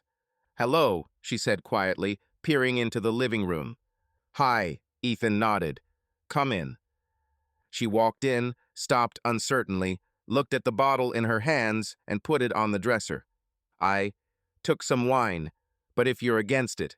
"I don't think we should drink," he said dryly. "Yes, you're right," she nodded quickly, clearly feeling stupid. "Sorry." There was silence. Madison came closer and sat down in the chair opposite the couch. Ethan noted that she sat a little further away, probably afraid to approach without permission. "Well then," he began, trying to speak evenly. "You wanted to talk. I'm listening to you." Madison folded her shaking hands in her lap. "First of all, thank you for agreeing to meet. I understand how difficult and unpleasant it is for you to see me now." Ethan didn't react, just nodded slightly. She continued, "I want to say it again. Forgive me. I made a terrible mistake. I don't recognize myself. Nothing like this has ever happened before. I love you and only you. This kiss stupid, meaningless means nothing to me except as the biggest mistake of my life." Her voice trembled. She pulled a handkerchief from her sleeve and quickly wiped away the tears that had welled up. "I believe you're remorseful," Ethan said slowly, "but I need to understand. How did this even happen? What pushed you to do it?" Madison looked up. "I don't know myself. You saw, it all happened by accident." "Accident?" He shook his head. "Maddie, that's not an answer I'm happy with. People don't cheat accidentally. There has to be a reason. Unhappiness in the marriage. You've grown cold toward me. Or maybe you still loved Ryan." "No," she said quickly. "No, I don't have feelings for him, really. All these years I've only thought about us. It's just, his appearance threw me off track." Ethan suppressed a skeptical grimace. "You haven't been in touch since the Institute, right?" Madison looked down. There was a pause. Ethan sensed the tension. Something was hidden here, apparently. He leaned forward a little. "Right?" he repeated. She swallowed. No, we haven't met in person. But a couple of months ago, he found me on social media. He wrote to me, congratulating me on my latest fitness victory. We corresponded a little." Ethan felt a stab in his heart. Here it was. "How much is a little?" he asked as calmly as possible. "Well," she hesitated. "A couple of times, honestly. He asked how things were. I said I was married, working. I asked about him. He had just moved to Austin at the time. But we didn't talk about meeting or anything, I swear. It was just polite conversation between old acquaintances. And you didn't think it necessary to tell me that your ex-boyfriend got in touch," Ethan stated. Maddie bit her lip. "I guess I should have. But I knew you might misunderstand. You're jealous of me." "Maybe he is jealous," he shrugged. "But as you can see, it's not in vain." She hung her head in shame. Ethan asked further. "So he was in Austin, you corresponded, but didn't see each other until the festival?" "No, we haven't met," she confirmed. "One of those days he mentioned that he was thinking about going to ADEX Fest, and I replied that my friends and I were going too. And that's it. We didn't agree to meet there honestly. He just apparently knew I'd be there, and he came up to me when the opportunity arose." Ethan chuckled darkly. "So you're saying it was pure chance, not staged?" "Yes," she nodded. "I didn't specifically look for a meeting with him." "Okay, let's say," he sighed. "But your reaction, Maddie, you threw yourself on his neck in front of me, beaming like you never have with me lately. It hurt me to watch it." Madison sobbed. "Sorry. I had a couple of cocktails by that time, and it quickly went to my head in the heat. I saw an old friend, and that's how it all started. I wasn't thinking about you next to me, fool. And then you kissed him, Ethan said harshly, wanting to get to the bottom of this. Why? She covered her mouth with her hand, and tears started to roll down her face. He started hugging me, saying some words, that he missed me, that I had changed, matured, and become prettier. It was as if I was enveloped in a fog. In my head, there was only resentment, that you were angry with me, that you left. And then next to me, there was a person who admired me. I gave into a moment of weakness. It is unforgivable, I know. Did you kiss for a long time? He asked coldly. Once? More? One, she answered. One, but quite a long one, until you showed up. And if I hadn't shown up, Ethan continued the interrogation. It was important for him to hear. What do you think would have happened next? Madison closed her eyes and shook her head. I don't know. Nothing. I probably would have come to my senses and pushed him away. I wasn't going to go further than a kiss, really. Are you sure? He persisted. It was a festival, alcohol, feelings. What are the chances that you would have gone together? Madison covered her face with her hands and moaned. Ethan, don't make me imagine it. I don't even want to think about it. I didn't go because you stopped me and I love you. So you admit that if I hadn't seen you, you could have made it to bed? He phrased it rudely on purpose. It hurt him, but he had to push through. She dropped her hands, looking at him in horror. I don't know. I don't want to lie. Maybe. Ethan's stomach tightened. The confession was indirect, but it was there. He looked away, steepling his fingers. He took a deep breath. Thank you for your honesty, he said quietly after a minute. I think the picture is clear. You were dragging out communication with your ex, you still had warm feelings for him, or at least interest. The festival was the right moment, emotions. You forgot about our marriage and gave yourself over to this moment. Is that right? Madison sobbed, looking at him pleadingly. I guess that's true, she whispered. But it doesn't mean anything to me, really. I don't have any feelings for him anymore. It's just an atmosphere, a surge of old emotions. Okay, Ethan nodded. Let's say I believe it. In any case, there's probably no point in continuing our conversation any further. She got scared. How come? We haven't decided anything yet. Urgent pursuit of the carrier. I have decided a lot for myself. What exactly? She asked breathlessly. He looked her straight in the eyes, trying not to break down. I can't live with this, Maddie. I can't pretend that nothing happened. You betrayed my trust. We're both still young, no children. I think it would be better if we each went our separate ways. She was silent for a few seconds, as if digesting the words. Then she shook her head. No, no, please. She threw herself from the chair onto her knees in front of him, grabbing his hands. Don't leave me. I beg you. I will do everything for you. I will always prove my love. Is this really the end? Ethan felt a stab of pain. The sight of his wife humiliating herself on her knees was excruciating. He gently lifted her by the shoulders. Get up, no need. Maddie sat obediently next to him on the couch, sobbing. She tried to cuddle up, clutching his forearm, but he pulled away slightly. Understand. His voice trembled. I didn't want it that way either. I thought we were forever. But I know myself. I can't forget. And I'll never be able to trust you again. And without trust, marriage is over. She began to sob again. I would give everything back. Anything. You said you would forgive any mistake if the person repents. Remember, we once talked about this. Forgive me, Edie. The old nickname Ikai cut him hard. He clenched his fists, fighting back tears, but answered sternly. This is not the mistake I was counting on. Treason is too much. But I didn't cross that line. She tried to object. I didn't sleep with him. We don't have children whose lives would be ruined by this. Can't we just consider this a bad dream and move on? For me, betrayal began long before bed, he snapped. You already made your choice then, that evening. and we are reaping the consequences now. Madison squeezed his hand desperately. What should I do? Tell me. What?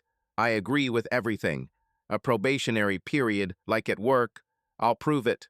Stop it. Ethan covered her hand with his, finally allowing the touch. He looked at their hands, not at her. No more. They sat in silence for a few minutes. Her shoulders shook with silent sobs.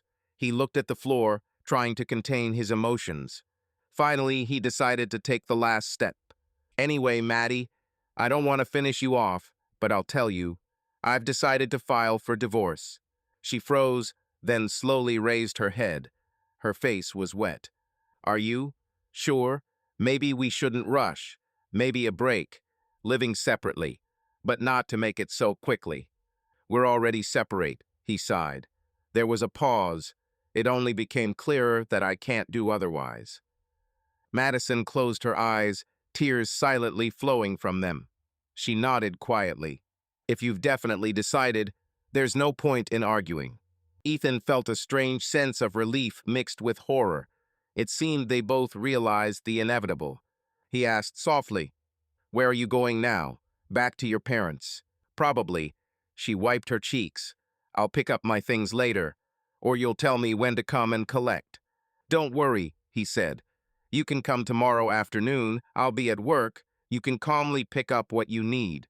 We'll decide the rest later." She nodded, then suddenly burst into tears again. Oh my God, what have I done? Ethan felt that if he continued to look at this, he would tremble. He stood up. "I think that's all. I have nothing more to say. I'll start the paperwork through the lawyers. You'll be informed." Madison jumped up. "Registration. So there is no way out." He shook his head sadly. "Sorry." She suddenly stepped forward and, before he could react, hugged him tightly. She pressed her face to his chest and burst into tears, soaking his shirt with wet tears. Ethan involuntarily hugged her back, stroking her back. For a few moments they stood like that, for the last time, as husband and wife, comforting each other. Finally, Madison pulled away. "I love you," she whispered, "and I always will, even if you leave." Ethan didn't answer. He couldn't say, "Me too," now, even though he felt love, mixed with pain. He simply wiped away the tear under her eye and smiled sadly. "Take care, Maddie." She took a deep breath and, gathering her will, straightened up. She also tried to smile through her tears. "You, take care of yourself too." After a moment's hesitation, she turned and walked towards the exit. She stopped at the door and looked back one last time. "If you suddenly change your mind, know that I will always be waiting." Ethan nodded silently. The door closed behind her. He stood in the middle of the living room, listening to her footsteps fade away on the path. Then he collapsed on the sofa as if a rod had been pulled out of him. His heart ached. He took a few minutes to come to his senses. Then he remembered a recording. He almost forgot about the equipment, immersed in emotions. Ethan stood up and stopped the camera, then pulled his phone out of his pocket and finished the voice recorder. Both devices recorded everything. The conversation was long and exhaustive. He replayed the key moment, his wife's trembling voice. "I could have walked to bed, perhaps." And his dry, "Admit that you cheated on me." "Yes, yes, I cheated." This exchange was successfully recorded clearly. His heart sank again at these words, but now they were his proof. Ethan didn't know how he would use them yet, but he knew they would come in handy. He wrapped the camera's memory card and his phone in his jacket. Enough drama for today. It was time to leave this house no longer theirs, but simply a building full of bitter memories. Late that evening, Ethan sat at Greg's laptop, plugging in the action camera's memory card. A folder with video files opened on the screen. Greg's camera, by default, broke the recording into short clips of a few minutes each. As a result, his entire conversation with Madison was contained in 15 separate video files. 15 videos. Ethan thought with a wry smile. He never imagined that he would be storing 15 video proofs of his own wife's infidelity. Life certainly knows how to surprise. He watched each clip one by one, checking the sound quality. Their voices came through the laptop speakers. Madison's quiet, broken, his own cold, angry. Listening to it all again was hard, but necessary. Ethan made notes of which parts were especially important. Here she admits to texting Ryan in secret. Here she details the kiss. Here the key moment. If you hadn't stopped me, maybe it would have gone further. And her quiet, yeah, I cheated. These words hurt, but at the same time they served as confirmation of his rightness. It was not in vain that he doubted. It was not in vain that he left. And now no one will dare to call him a madman or accuse him without reason. Everything, as they say, is recorded on tape. In addition to the video, Ethan now had other evidence. While he was packing the house, he found Madison's tablet left on the nightstand. The device had no password, she rarely used it. In the messenger, he found the same correspondence with Ryan from 2 months ago. It was not too frank, but a couple of flirtatious comments from Ryan, heart emojis, all this looked ambiguous. Madison responded reservedly, but the fact of secret communication was obvious. Ethan took screenshots of the correspondence and saved them for himself. Also, after rummaging through the photo archive on his wife's laptop, he knew the password. He found several short videos and pictures from the festival that she had managed to save, probably from her friends' stories. In one video, filmed by Brooke, you can see Madison laughing at the concert, standing very close to Ryan. Ethan remembered that moment. He was pushed back by the crowd, and they essentially remained close. The second video is the DJ's final set, where for a second there was a shot of Ryan holding Maddie by the waist while dancing. Nothing obvious, but together with everything else, it adds to the picture. Ethan saved all these materials in a separate folder, which he called laconically, Truth. Here were those 15 video fragments of the conversation and screenshots of the correspondence and festival footage, and even a copy of her letter of complaint, which she sent through Ashley. Ethan decided that it would not be superfluous to also keep the original of her apologies and promises there. She essentially admits her guilt. He arranged the materials in subfolders: confession, correspondence, photos and videos from the festival, letter. This meticulousness alone made him feel uneasy, as if he were a detective collecting evidence against the man he had recently loved. But there was no other way. A divorce was looming ahead, probably a scandalous one. Madison could apologize in person 100 more times, but in public or in court she would easily present everything differently. For example, turn it upside down, as if he had left her for no reason. If it came to dividing property or alimony, this evidence would be his defense. Ethan chuckled at the thought of alimony. They were childless, but who knew? What if she demanded maintenance? Look, in the letter she mentioned that she won't be able to live if he leaves. And what if, out of spite, she decides to punish him financially? No, better to be on the safe side. Having finished sorting the files, he made a backup copy of the folder on a flash drive. Another one in the cloud with a password. It wouldn't hurt to be on the safe side. 15 videos confirming her betrayal and repentance were his main trump card. Ethan leaned back in his chair, closing his eyes. It was already night outside. In the next room, Greg was quietly snoring. He tactfully did not pester with questions, seeing that his friend was busy. Juno was dozing at her master's feet. The truth folder was collected. It remained to decide what to do with this truth, to whom to present it, and to whom not. Obviously, he should have sent copies to his lawyer when he hired him. And also, the Reed family probably shouldn't have a full picture. If they were trying to lecture him about life, they might as well watch and listen to what really happened. This thought did not mature immediately. At first, Ethan hesitated. Should he air his dirty laundry in front of his mother-in-law and father-in-law? But remembering Caroline's attacks, her unfair accusations, he decided yes, they should see and hear their daughter. In the end, the truth could sober them up. Let them know that they were pressuring him in vain. Besides, his own parents deserved to know the details too. He told them, of course, but perhaps it would be important for them to hear Madison's words firsthand. At least Mom asked, "Will she at least apologize to us?"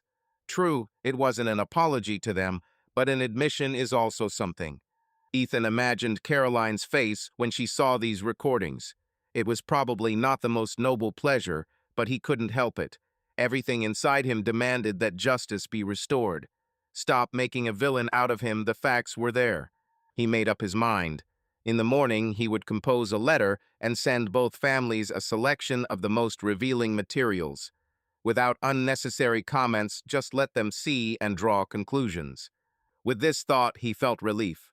As if a weight had been lifted from his shoulders. The truth no longer needed to be hidden, it would be revealed, and come what may. Before going to bed, Ethan checked once again that all the files were hidden from outsiders. The truth folder required a password known only to him. Extra caution wouldn't hurt after all. The data was confidential, and he still felt sorry for Maddie. He didn't want to embarrass her publicly, only in front of her loved ones. He turned off his laptop and lay down next to Juno, who was snoring peacefully. The dog rested her muzzle on his leg, radiating warmth and devotion, something he was currently missing from his loved one. Ethan stroked the dog, sighed, and closed his eyes. A new day awaited him, and the truth was finally about to be heard. As Ethan watched the footage, one moment in particular stood out in his memory. In one of the clips where the camera was filming Madison's profile, there was a tiny glint at the edge of the frame, a red dot glowing on the device itself, reflected in the glass cabinet door behind it. A red recording dot. Ethan paused the moment and peered closer. Yes, a barely perceptible red light. In reality, Madison hadn't noticed it. The camera was hidden behind the patterned lampshade, and the recording indicator was almost invisible. But the fact is, all this time, while they were opening up their souls, a red light was quietly burning in the corner, recording every sound, every word of truth. He remembered how his heart had been pounding at the beginning of the meeting, the fear that she would find the recording mixed with the determination to see it through. At one point, when Maddie had come too close, he had even thought she had noticed something. Her gaze had darted to the shelf. Ethan had caught her attention with a question, distracting her from the possible discovery.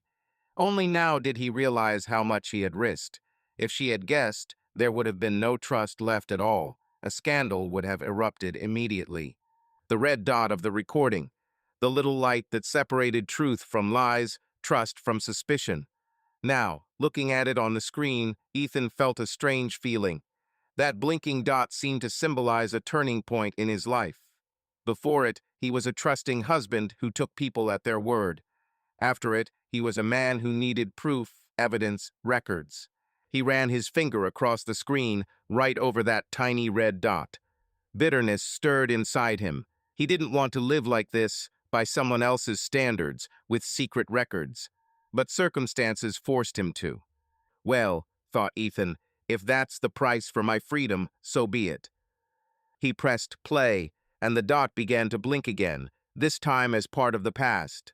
Madison was in the video, crying, "Yes, cheated." Ethan pressed stop, unable to watch any longer. The red dot has fulfilled its purpose. It has captured the truth, no matter how painful it may be. The next morning, Ethan gathered his courage and sent out a letter with the materials. He spent a long time choosing his words, but in the end he wrote a short and to-the-point letter. He indicated the addressees as Caroline and Gerald Reed, Madison's parents, and copied them to his parents.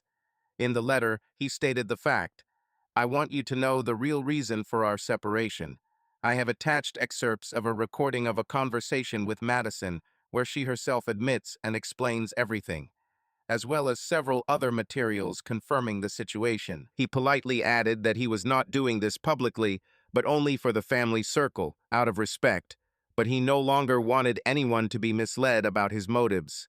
He attached several files to the letter: an audio fragment of the confession, screenshots of the correspondence with Ryan, and a couple of photos from the festival, which clearly showed the closeness between Maddie and her ex. That was enough for clarity. He did not post the video of the entire conversation. It was too personal, and it weighed a lot, but he indicated that he was ready to provide the full version if necessary. Ethan felt a chill run down his spine as he pressed send. There was no turning back. Now everyone would know. He turned off his phone for a moment, not wanting to read any immediate reactions. Instead, he went for a walk with Juno. Returning an hour later, he turned on his phone. Notifications poured in. The first was from his father-in-law, Gerald. "Forgive us. We didn't know the whole truth. Thanks for showing us. It's hard, but it's right. Hang in there, son." Ethan's heart warmed. Gerald, a calm and wise man, was understanding. Then there were a few missed calls from Caroline. He tensed, expecting a scandal, but instead he got a text from her. "Ethan, we're in shock. I'm so ashamed of Madison's behavior and what I said earlier. You were right. I'm sorry." Ethan exhaled, not believing his eyes. His mother-in-law was apologizing to him. That was definitely not what he expected. It seemed that seeing the indisputable facts, hearing the voice of her daughter admitting to cheating, broke her fighting spirit. He answered her laconically, "Thank you for understanding.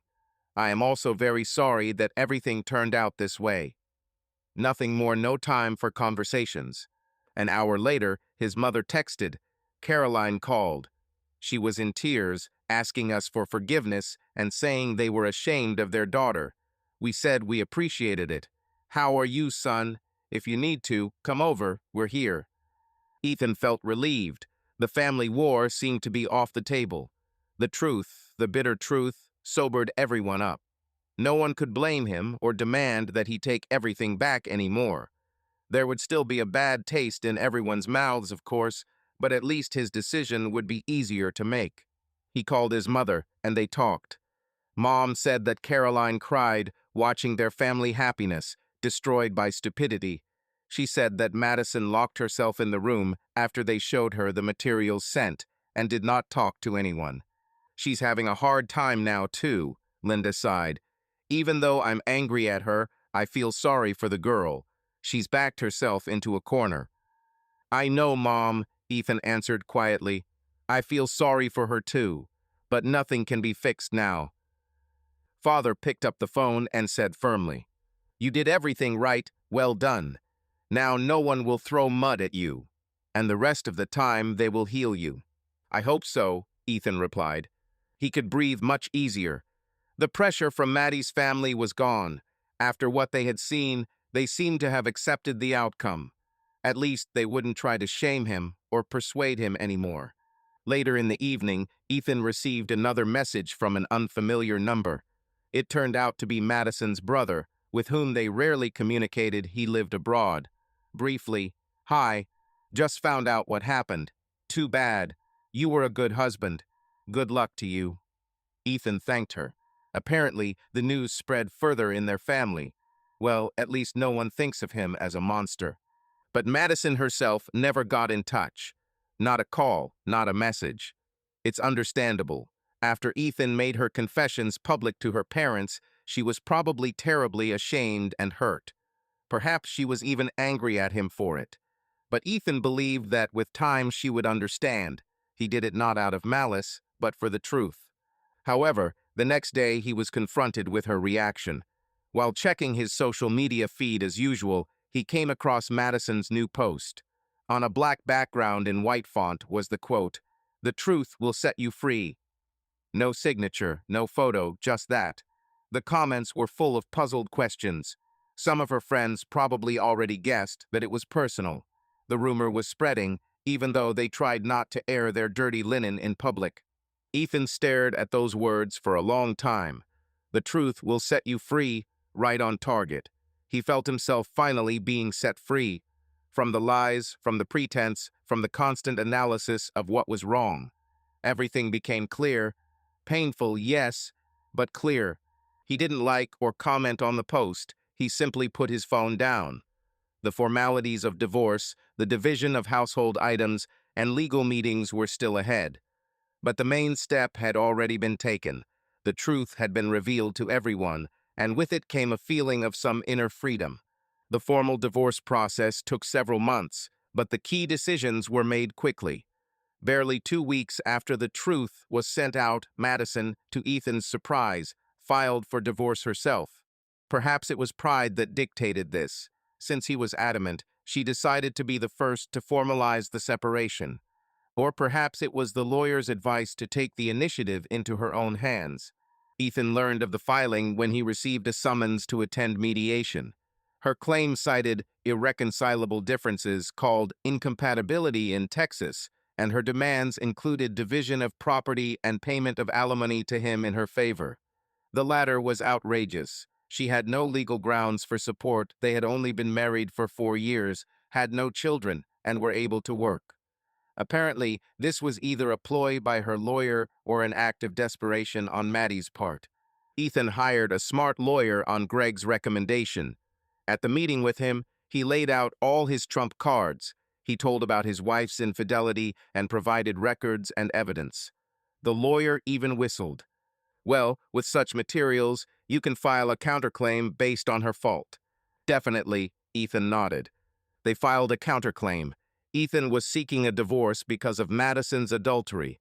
As evidence, they attached a transcript of a fragment of the conversation. Recording the court usually does not accept the file itself, but the transcript does, as well as screenshots of correspondence with a third party, indicating the fact of an emotional connection. The stage of negotiations between the lawyers began. Oddly enough, after the exchange of these documents, the appetites of the other side sharply diminished. The demand for alimony was withdrawn almost immediately. Obviously, Madison did not want her betrayal to officially surface in court. The division of property was also simplified. They did not have real estate or large assets, only joint savings in an account and furniture and appliances. There was no arguing here, equally, and that's it. Each has their own cars, both were bought before the marriage. There was a separate issue with Juno. They both loved the dog, and in the first days of their separation, Madison said that she really missed her pet. Through mutual friends, Ethan heard that she wanted to take Juno to her place, since there are no children, at least to stay with the dog. Having learned about this, Ethan firmly told the lawyer, the dog will stay with him, period. The Reed's lawyer initially objected, hinting that Madison bought the puppy before the wedding. This is true. Juno was born a year before their marriage, but Ethan retorted that he had been the main owner all these years. He took Juno to the vet, walked her, trained her, and in general, Juno was more attached to him. Fortunately, this issue was resolved peacefully. Madison conveyed through her lawyer that she did not want to traumatize the dog by pulling between houses and agreed to leave Juno with Ethan if he would allow her to visit the pet sometimes. Ethan sighed with relief. He was ready to sue for Juno, but it did not come to that. Visiting, please, he did not object, although he knew that in reality it was unlikely that she would come, at least while there was such an emotional gap between them. As a result, by the beginning of autumn, they had signed a settlement agreement. The marriage was dissolved, there were no property claims, each party would pay for its own lawyer, there were no disputes. All that was left was to wait for the official decision of the judge. Since Madison had initially filed as no fault, and Ethan then introduced a clause about her fault, it was necessary to appear at the final hearing and formally reflect the waiver of mutual claims except for the fact of divorce. Madison did not appear at the hearing, having given her lawyer the right to speak without her. Ethan was present in person, as his side had recommended, to be sure, but the hearing passed calmly. The judge, an elderly woman with a penetrating gaze, looked over the papers and asked, "Do the parties confirm their intention to dissolve the marriage? Is the decision mutual and voluntary?" The lawyers confirmed. The judge looked at Ethan over her glasses. "Mr. Morris, are you withdrawing the demands for the wife's admission of guilt? Are you not insisting on considering the issue of adultery?" Ethan felt all eyes turn to him. His lawyer nodded slightly. That was part of the deal. Once all the terms were accepted, the subject of betrayal did not need to be officially brought up. He took the microphone and said firmly, "Yes, Your Honor, we have decided not to touch on this issue. I ask that the marriage be dissolved by mutual consent." The judge bowed her head in satisfaction. Good. The court, having reviewed the case materials, comes to the conclusion that the marriage is subject to dissolution. The terms of the agreement between the parties are approved. Alimony for the maintenance of the spouse is not assigned. There are no legal grounds and corresponding petitions. She glanced at Madison's representative, and he looked down. There are no property disputes. The dog Juno remains with Mr. Morris. Here a smile flickered at the corners of the judge's lips. Apparently this point touched her. The decision will be ready for issuance in 3 days, but in essence, the divorce has already entered into force. The judge wished both parties good luck in the new stage of life and closed the hearing.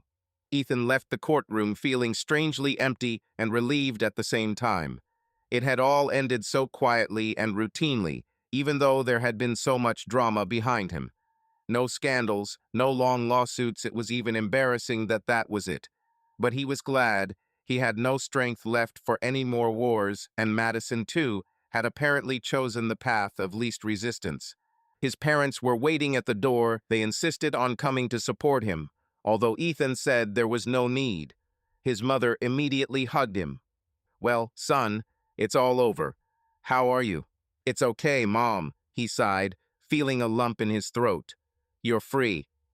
His father patted him on the shoulder. "Let's go celebrate this. Some good steak, huh?" Ethan smiled weakly. "You can have a steak, too, although it's hard to call it a holiday." "It's a new beginning," his mother said softly, taking his arm.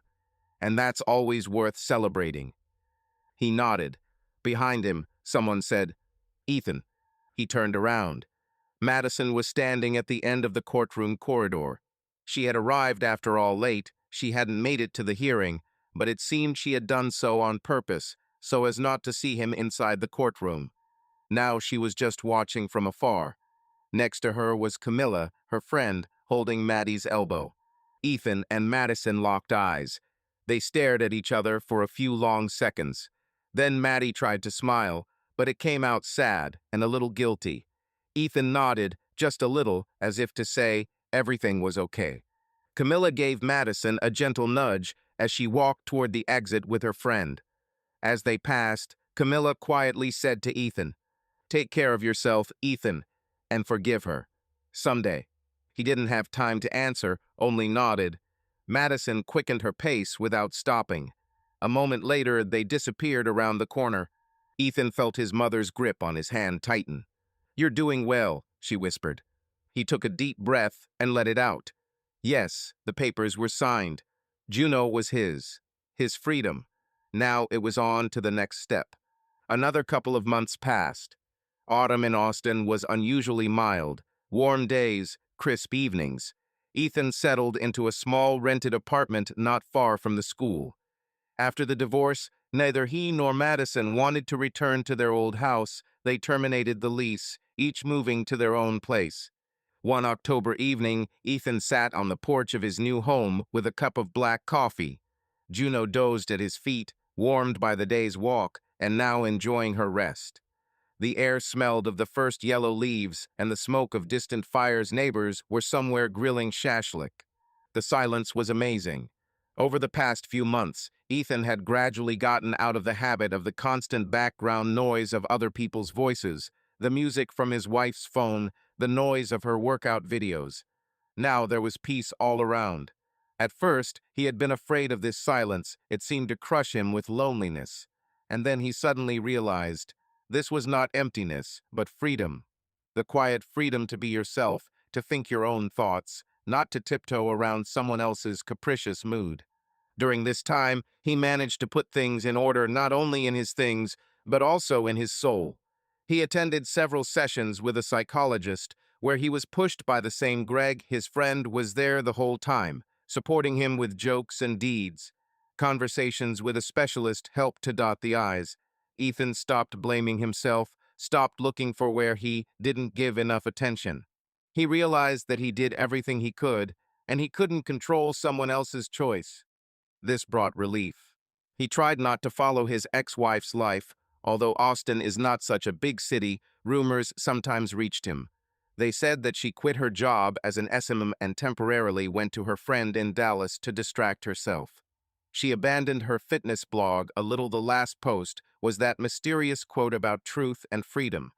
However, perhaps someday she will return to social networks. Ethan only wished her well, although it was unlikely that they could see it now. The phone in his pants pocket vibrated. He pulled it out, a text message from an unfamiliar number. "Hi, this is Ashley. I know we haven't talked in a while. We're having a college reunion today. Are you coming? It'll be fun. Everyone wants to see you. Ethan smiled to himself. He had long refused such meetings, and he avoided mutual friends with Madison. But now he felt, perhaps it was time to go out into society. Moreover, everyone knew the situation, and he would not be the object of questions. Everything was clear to everyone. I'll be there. Thanks for the invite, he replied. Ashley immediately sent a happy smiley face and the time with the bar's address. Ethan looked at his watch. Another hour until they had to leave. He set his cold coffee on the railing and stood up, stretching. Juno woke up immediately, looking up, questioningly. Well, girl, shall we take a walk before I leave? He asked affectionately, patting the dog on the neck. The retriever responded by happily standing up and wagging her tail. They walked down a quiet street, bathed in golden lantern light. Ethan walked slowly, enjoying the coolness. His thoughts flowed calmly. A new life lay ahead. For now, he was not looking for a relationship. He decided to live for himself, focus on work, maybe finally finish writing the teaching aid he had long dreamed of. The school had just offered him a promotion, the position of deputy director of it. He took some time to think about it, but was inclined to agree. Changes are changes. Juno was running a little ahead, on a loose leash, sniffing the grass at the side of the road. She glanced back at her master, as if checking to see if he was coming. Ethan smiled. I'm here, don't worry. He suddenly caught himself thinking that he felt happiness, a quiet, calm happiness. It was different from his once stormy love with Madison, but no less valuable.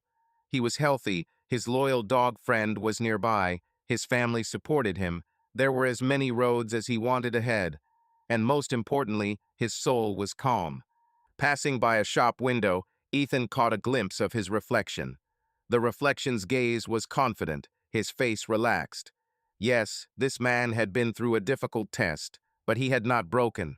He had become, perhaps, wiser, more careful, but still just as open to the world, ready to love and trust only those who were truly worthy of it.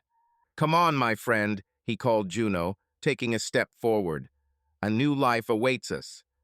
The dog barked as if in agreement and rushed forward, leading his owner further down the quiet evening street. Later that evening, Ethan did indeed drop by the reunion at the bar. It was bustling with laughter, and familiar faces from college greeted him warmly. At first, he felt a little uneasy. He had avoided such gatherings until recently. But his old friends quickly engaged him in conversation, sharing life updates. Someone, of course, asked gently how he was coping with his divorce. Ethan answered honestly, I'm doing fine, better than I expected. He found himself saying it without pain. He really was. At the table, he found a group of people with whom he spent a long time discussing his old student days and laughing at jokes.